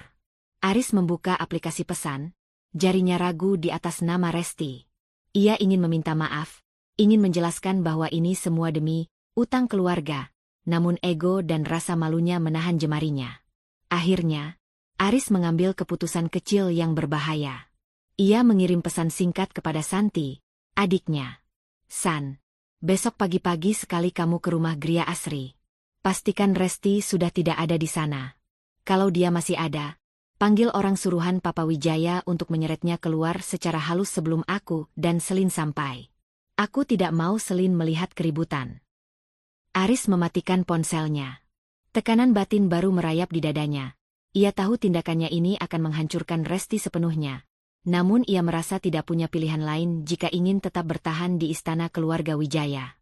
Ia tidak menyadari bahwa saat ia merencanakan pengusiran paksa itu, di luar sana, Resti sudah tidak lagi berada di dalam rumah, dan sebuah ancaman yang jauh lebih besar dari sekadar keributan, sedang bergerak menuju bangunan yang sangat ia banggakan itu.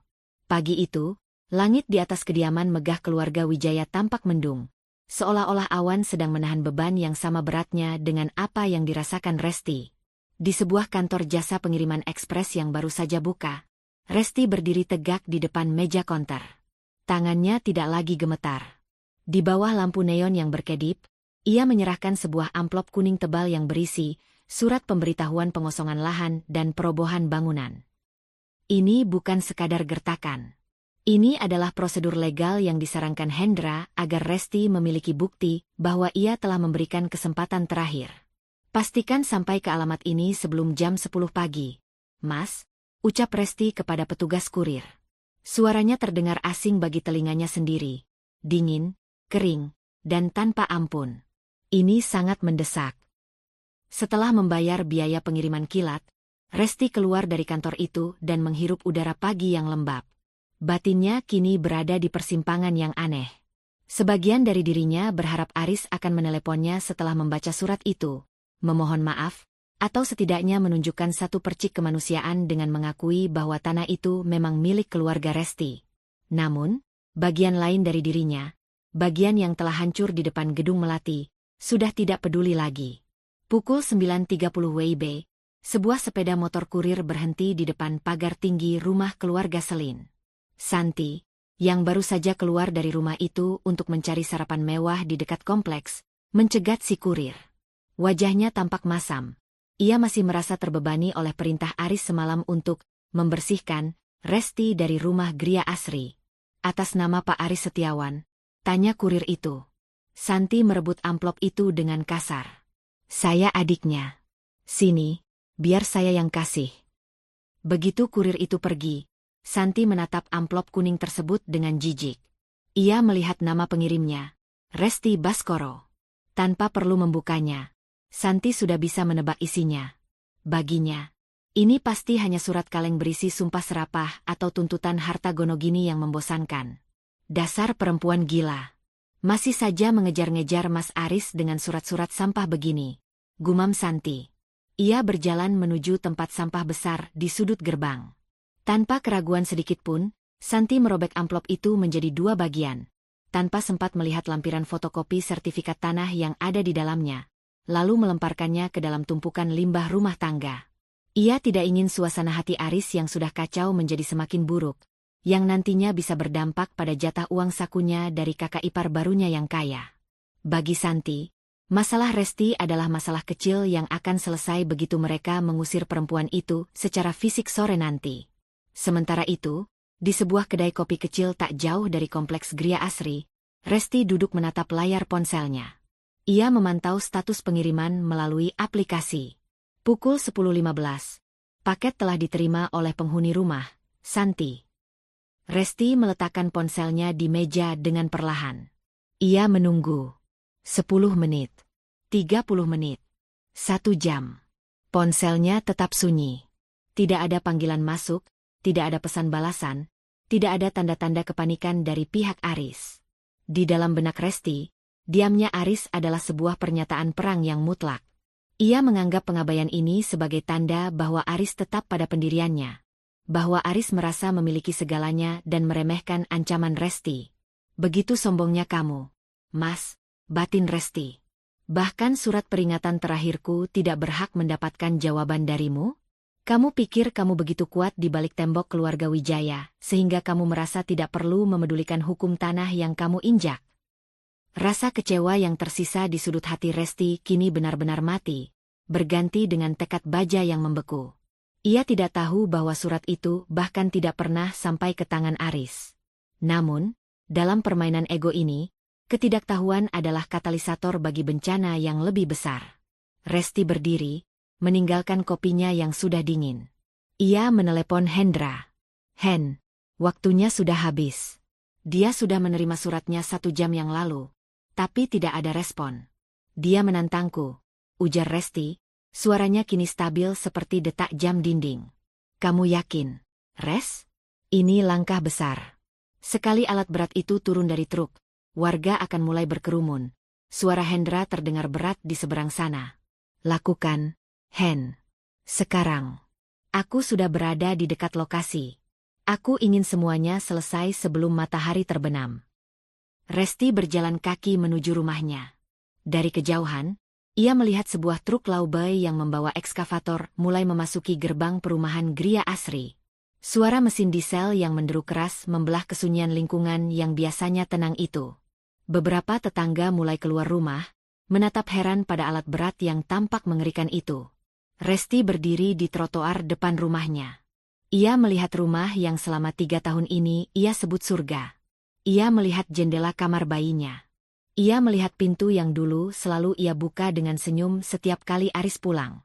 Tiba-tiba, rasa ragu yang hebat menyerang batinnya. Ini adalah rumah tempat anaknya lahir. Ini adalah hasil keringat yang ia tahu Aris kumpulkan dengan susah payah, meski akhirnya Aris mengkhianatinya.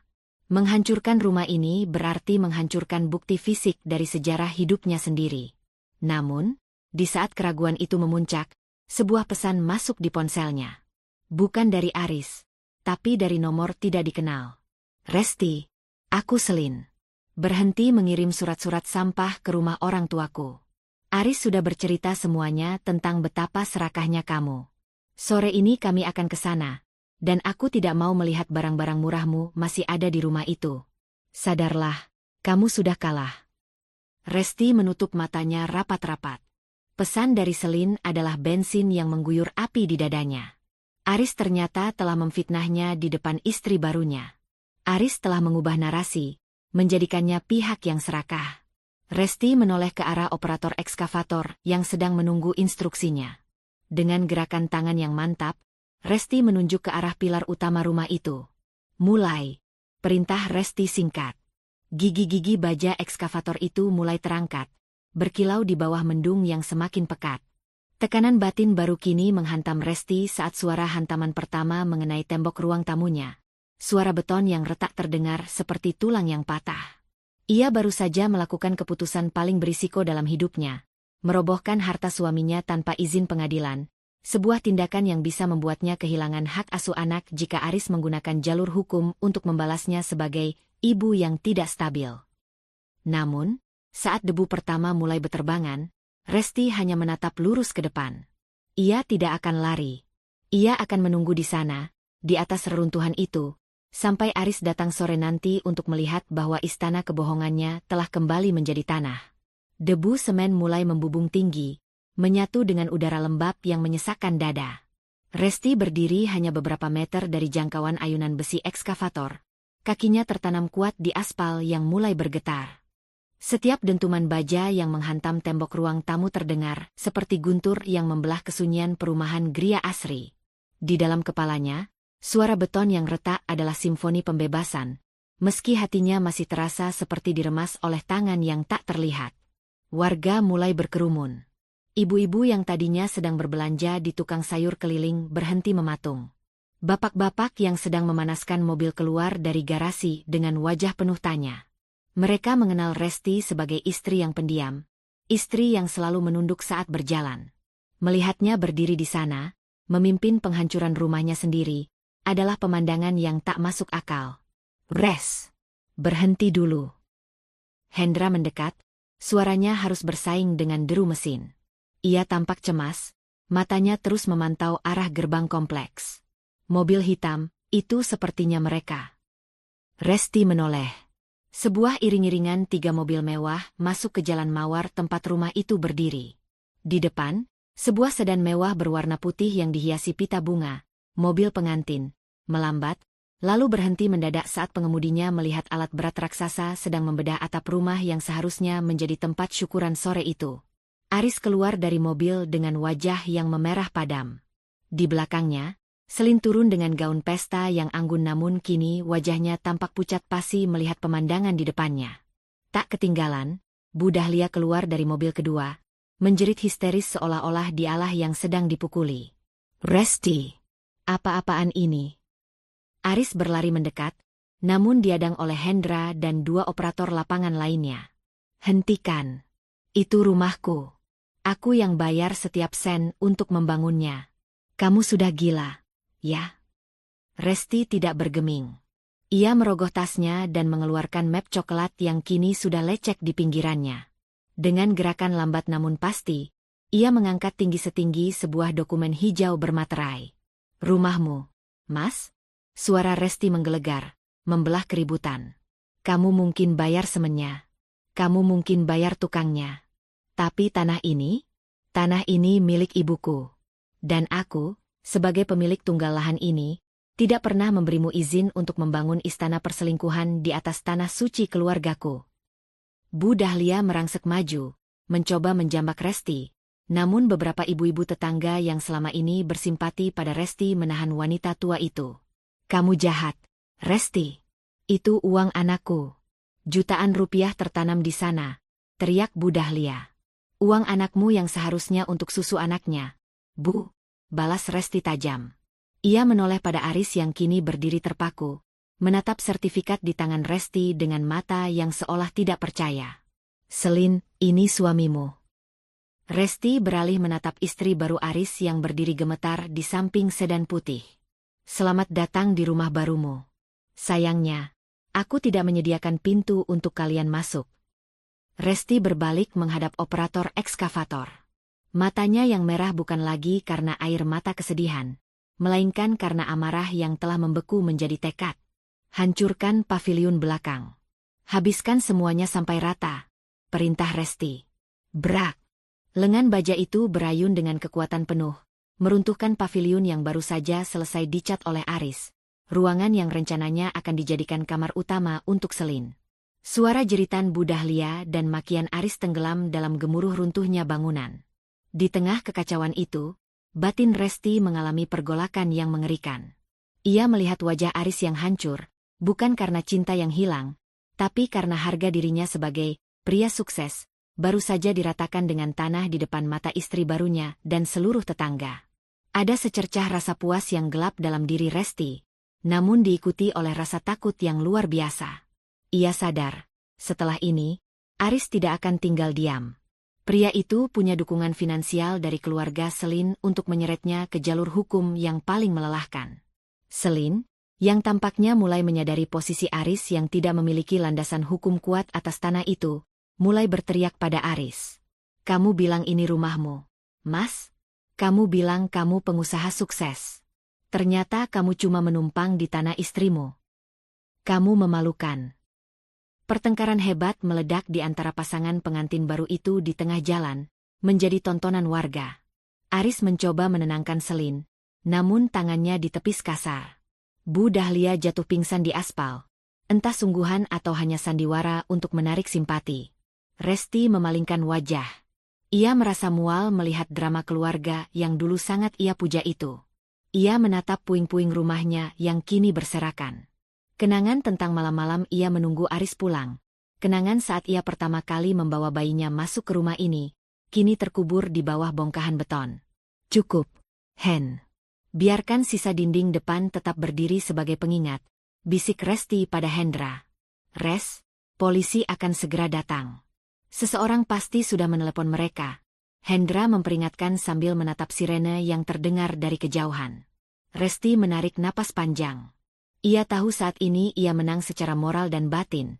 Namun secara hukum, badai baru-baru saja dimulai. Ia telah menghancurkan aset senilai ratusan juta rupiah milik suaminya. Saat mobil polisi mulai memasuki kompleks, Aris menunjuk-nunjuk Resti dengan telunjuk yang gemetar. Kamu akan membusuk di penjara. Resti, aku akan pastikan kamu kehilangan hak asuh anak kita karena kamu sudah gila. Ancaman Aris tentang hak asuh anak membuat jantung Resti mencelos. Itu adalah satu-satunya kelemahan yang tersisa. Dalam kepanikan yang mulai merayap, Resti mengambil sebuah keputusan kecil namun sangat berisiko. Ia tidak akan menyerahkan diri di sana. Hen, bawa aku pergi lewat jalan belakang. Sekarang, bisik Resti. Resti menyelinap di antara kerumunan warga saat polisi mulai turun dari mobil. Ia membawa sertifikat itu bersamanya. Namun ia sadar bahwa mulai detik ini, ia adalah seorang pelarian. Ia baru saja meruntuhkan rumahnya. Dan kini, ia mungkin baru saja meruntuhkan jembatan menuju masa depan anaknya. Debu semen yang beterbangan mulai mengendap, menyelimuti permukaan aspal dengan lapisan abu-abu tipis.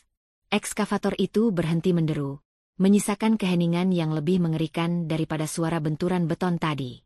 Di tengah puing-puing yang masih mengepulkan sisa panas, Resti berdiri. Ia tidak melarikan diri lewat jalan belakang seperti yang sempat ia pikirkan. Seberkas kekuatan aneh menahan kakinya. Ia menyadari bahwa lari hanya akan membenarkan tuduhan bahwa ia adalah pihak yang bersalah. Ia ingin melihat kehancuran itu dengan mata kepalanya sendiri. Kehancuran ego seorang pria yang telah menghancurkan hidupnya. Aris menerobos kerumunan warga dengan langkah sempoyongan. Jas pengantinnya yang mahal kini terkena noda debu. Ia berhenti tepat di depan gundukan beton yang dulunya adalah ruang tamu tempat ia sering duduk memerintah Resti. Mulutnya menganga. Matanya membelalak menatap besi-besi baja yang meliuk keluar dari reruntuhan. Rumahku. Suara Aris parau, nyaris seperti rintihan binatang terluka. Resti, kamu benar-benar iblis. Ini semua hasil kerjaku. Setiap sen yang aku kumpulkan dari lembur, setiap hutang yang aku ambil atas namaku, kamu meratakannya dalam sekejap. Aris berbalik, mencoba menerjang Resti. Namun Hendra dengan sigap berdiri di depan Resti sebagai perisai manusia. Warga yang menonton mulai berbisik-bisik. Beberapa merekam kejadian itu dengan ponsel mereka. Mas Aris, berhenti. Sebuah suara melengking menghentikan gerakan Aris. Selin Clarissa melangkah maju. Gaunnya yang indah tampak sangat kontras dengan latar belakang puing-puing yang kotor. Wajahnya yang semula angkuh kini dipenuhi oleh kemarahan yang berbeda. Kemarahan seseorang yang merasa telah ditipu mentah-mentah. Di belakangnya, Bu Dahlia yang tadi sempat pingsan, kini berdiri dengan bantuan Santi. Wajahnya pucat pasi melihat investasi masa depannya sudah menjadi rongsokan. Jadi ini rumah yang kamu bangga-banggakan itu? Selin menunjuk ke arah reruntuhan dengan jari gemetar. Ini rumah, mewah, yang kamu bilang milikmu sendiri? Ternyata istrimu sendiri yang menghancurkannya karena kamu tidak punya hak atas tanah ini. Selin, dengar dulu, ini cuma salah paham. Resti itu gila. Dia. Aku tidak gila, Selin. Resti memotong dengan ketenangan yang mematikan. Ia melangkah keluar dari balik punggung Hendra, mendekat hingga jaraknya hanya 1 meter dari Aris dan Selin. Ia tidak lagi membawa ketakutan. Ia membawa kebenaran yang tajam. Resti merogoh tasnya. Ia mengeluarkan 2 map. 1 map coklat berisi sertifikat tanah yang tadi ia tunjukkan, dan 1 lagi map putih yang masih baru. Aris, kamu bilang kamu bekerja keras untuk rumah ini. Resti menatap suaminya dengan tatapan yang kosong dari rasa cinta. Kamu bekerja keras membangun tembok, tapi kamu lupa membangun kejujuran. Kamu membiarkan aku dan anakmu hidup tanpa listrik, membiarkan kami kelaparan. Sementara kamu menggunakan sisa tabungan kita untuk membayar DP catering mewah Selin. Apakah itu yang kamu sebut hasil jerih payah? Resti melemparkan map putih itu ke arah dada Aris. Map itu jatuh ke tanah, terbuka, menampakkan draft gugatan cerai dan lampiran foto-foto yang ia dapatkan dari tablet tua Aris. Foto-foto Aris yang sedang bermesraan dengan Selin saat Resti masih berjuang dengan luka pasca persalinan.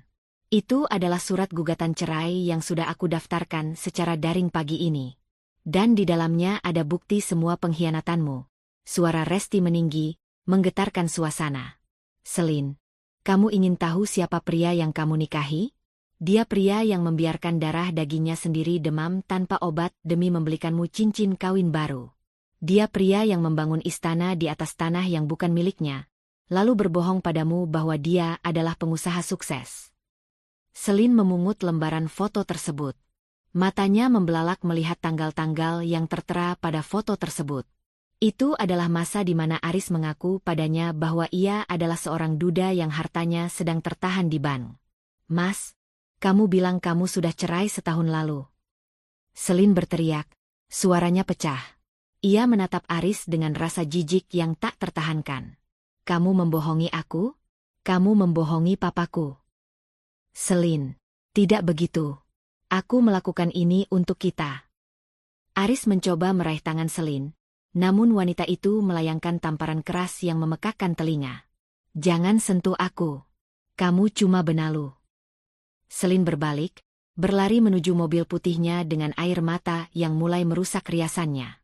Ia meninggalkan Aris di tengah reruntuhan itu, seolah-olah Aris adalah kotoran yang harus segera dibersihkan dari hidupnya yang glamor. Bu Dahlia meraung-raung, mendekati Resti dengan tangan mencakar. Puas kamu sekarang? Hah? Kamu menghancurkan masa depan anakku. Kamu menghancurkan segalanya. Resti menatap mertuanya dengan dingin. Ibu yang menghancurkannya sejak ibu mendukung pengkhianatan Aris. Ibu pikir bisa membuang aku dan cucu ibu seperti sampah? Sekarang, silakan ibu ambil sisa-sisa tembok ini. Bawa pulang ke rumah ibu. Karena mulai detik ini, tidak ada 1 inci pun dari tanah ini yang boleh kalian injak. Aris jatuh terduduk di atas bongkahan beton. Egonya yang setinggi langit baru saja diruntuhkan lebih hancur daripada bangunan di belakangnya. Ia kehilangan rumahnya, ia kehilangan istri barunya, ia kehilangan jabatan yang dijanjikan mertuanya. Dan kini ia menyadari bahwa ia kehilangan satu-satunya wanita yang pernah mencintainya tanpa syarat. Namun, konfrontasi ini belum berakhir. Aris mendongak, matanya merah penuh kebencian. Kamu pikir kamu menang, Resti? Kamu merusak bangunan ini tanpa izin pengadilan. Aku akan lapor polisi sekarang juga. Aku akan pastikan kamu masuk penjara, dan kamu tidak akan pernah melihat anak itu lagi. Anak itu milikku, dan aku akan membawanya dari ibu gila sepertimu. Jantung Resti mencelos. Ancaman Aris tentang hak asuh anak adalah satu-satunya belati yang masih bisa melukainya. Ia melihat 2 petugas polisi yang tadi datang mulai mendekat ke arah mereka, membawa buku catatan dan borgol yang tergantung di pinggang. Resti mencengkeram tasnya. Ia tahu ia telah memenangkan pertempuran harga diri, namun perang hukum yang melelahkan baru saja dimulai. Di dalam tasnya, ia merasakan getaran ponselnya. Sebuah pesan dari ayahnya, Pak Baskoro. Bawa anakmu ke tempat aman sekarang. Hendra akan membantumu. Jangan biarkan mereka mengambil cucu ayah. Resti menatap Aris yang kini mulai berbicara dengan polisi, menunjuk-nunjuk Resti sebagai pelaku kriminal. Tekanan batin baru menghimpitnya. Ia telah meratakan rumahnya, dan kini ia harus bersiap untuk kehilangan kebebasannya atau bahkan anaknya jika ia tidak segera bertindak. Dengan keputusan berisiko yang diambil dalam hitungan detik, Resti memberi isyarat pada Hendra. Bawa aku ke mobil, Hen. Kita harus pergi sebelum mereka mencekal kita, bisik Resti. Di bawah gerimis yang mulai turun, membasahi debu-debu kehancuran, Resti melangkah meninggalkan sisa-sisa hidupnya. Ia menang, namun ia kini menjadi buronan dari kemarahan seorang pria yang tidak lagi memiliki apapun untuk dipertaruhkan selain dendam. Hujan sisa semalam meninggalkan aroma tanah basah yang tajam di udara pagi perumahan Gria Asri. Resti berdiri di tepi jalan mawar, menatap sebidang lahan yang kini hanya berupa tanah merah yang diratakan. Tidak ada lagi tembok yang berdiri miring, tidak ada lagi puing-puing beton yang mencuat. Hendra telah menyelesaikan tugasnya hingga tuntas. ia membersihkan seluruh sisa-sisa istana Aris hingga tak bersisa satu batu bata pun. Di gendongannya, bayinya menggeliat pelan, menghirup udara pagi yang segar tanpa sesak debu konstruksi lagi. Resti mengusap pipi anaknya, merasakan ketenangan yang selama berbulan-bulan ini absen dari dadanya. Gemuruh amarah yang kemarin meledak-ledak kini telah mengendap menjadi keheningan yang damai. Ia tidak lagi merasa seperti buronan, karena pengacara yang dikirim Pak Baskoro telah memastikan bahwa tindakan Resti meratakan bangunan di atas tanah miliknya sendiri, setelah pengiriman surat peringatan resmi, berada dalam koridor hukum sengketa lahan yang kuat. Namun, ketenangan Resti terusik sesaat ketika sebuah mobil taksi berhenti tak jauh darinya. Dari dalam mobil, Aris turun dengan penampilan yang mengerikan. Jas pengantin yang kemarin dibanggakannya kini tampak kumal, tak ada lagi dasi, dan rambutnya acak-acakan. Wajahnya sembab, menyimpan sisa-sisa kehancuran batin yang tak tertanggung. Di belakangnya, menyusul Bu Dahlia yang tampak ringkih. Wanita yang biasanya selalu tampil dengan perhiasan mencolok itu, kini hanya mengenakan daster lusuh dan jaket tipis. Wajahnya pucat, matanya sayu, dan ia berjalan terseok-seok sambil memegangi lengan Aris. Tekanan darah tingginya naik drastis setelah kejadian kemarin, membuatnya tampak 10 tahun lebih tua hanya dalam satu malam. "Puas kamu, Resti?" Suara Aris terdengar parau, tak ada lagi nada mengancam seperti kemarin. Hanya ada keputusasaan. "Selin mengusirku semalam. Papanya mencabut posisiku di kantor dan membatalkan semua kontrak atas namaku. Aku tidak punya apa-apa lagi. Rumah ini hancur, tabunganku habis untuk pesta itu, dan sekarang ibu sakit." Resti menatap mantan suaminya itu tanpa rasa benci, namun juga tanpa belas kasihan. "Aku tidak menghancurkanmu, Mas. Kamu yang menghancurkan dirimu sendiri saat kamu memutuskan untuk membangun hidup di atas kebohongan. Kamu memilih untuk membuang kami, jadi jangan salahkan aku jika aku membuang rumah yang kamu bangun di atas hak ibuku." Bu Dahlia mencoba bicara, suaranya gemetar. "Resti, tolonglah. Kasihan Aris. Setidaknya biarkan kami tinggal di kontrakan kecil atau berikan sedikit uang dari penjualan material bangunan ini. Ibu sedang sakit, Nak." "Saya bukan lagi menantu ibu yang bisa ibu perintah dengan rasa bersalah," jawab Resti tenang namun tegas. "Santi mana? Kenapa bukan dia yang mengurus ibu? Bukankah dia yang kemarin paling semangat mengambil barang-barang berharga dari rumah ini?" Aris menunduk. "Santi pergi ke rumah temannya. Dia tidak mau ikut susah. Dia bilang dia malu punya kakak penipu." Sebuah senyum getir tersungging di bibir Resti. Inilah puncak dari segalanya. Aris yang dulu memuja harta dan status, kini ditinggalkan oleh orang-orang yang ia manjakan dengan uang hasil menindas Resti. Istri barunya mendepaknya karena ia dianggap beban. Adiknya meninggalkannya karena ia tak lagi berguna. Dan ibunya kini menjadi pengingat abadi akan kegagalan didikan yang ia tanamkan sendiri. Aris menatap tanah kosong itu dengan pandangan kosong. "Aku akan menuntut hak asuh, Resti. Aku masih ayah dari bayi itu." "Silakan, Mas." Resti menantang dengan sorot mata yang tak gentar. "Sebutkan di depan hakim bagaimana kamu membiarkan anakmu kelaparan dan tanpa listrik selama 2 minggu demi menikahi wanita lain. Sebutkan bagaimana kamu tidak punya tempat tinggal dan pekerjaan untuk menghidupinya. Jika kamu pikir itu akan membantumu menang, silakan lakukan." Aris terdiam 1000 bahasa. Ia tahu ia telah kalah telak. Ia adalah pria yang luntang-lantung, seorang penipu di mata keluarga konglomerat Wijaya, dan kini ia tak lebih dari seorang tunawisma di depan wanita yang dulu ia anggap lemah. 1 jam kemudian, Hendra datang bersama seorang pria parubaya berpakaian rapi yang diperkenalkan sebagai Pak Surya, seorang pengembang properti lokal. Pak Surya telah lama mengincar lahan di area ini karena lokasinya yang strategis untuk dibangun ruko modern. "Tanah ini memiliki dokumen yang sangat bersih, Pak Surya," ujar Hendra sambil menyerahkan map hijau milik Resti. "Pemiliknya ingin transaksi ini selesai secepat mungkin." Resti memperhatikan Pak Surya yang sedang meninjau batas-batas tanahnya. Batinnya berbisik, bertanya apakah ia melakukan hal yang benar dengan menjual warisan ibunya. Tanah ini adalah satu-satunya ikatan fisiknya dengan almarhumah sang ibu.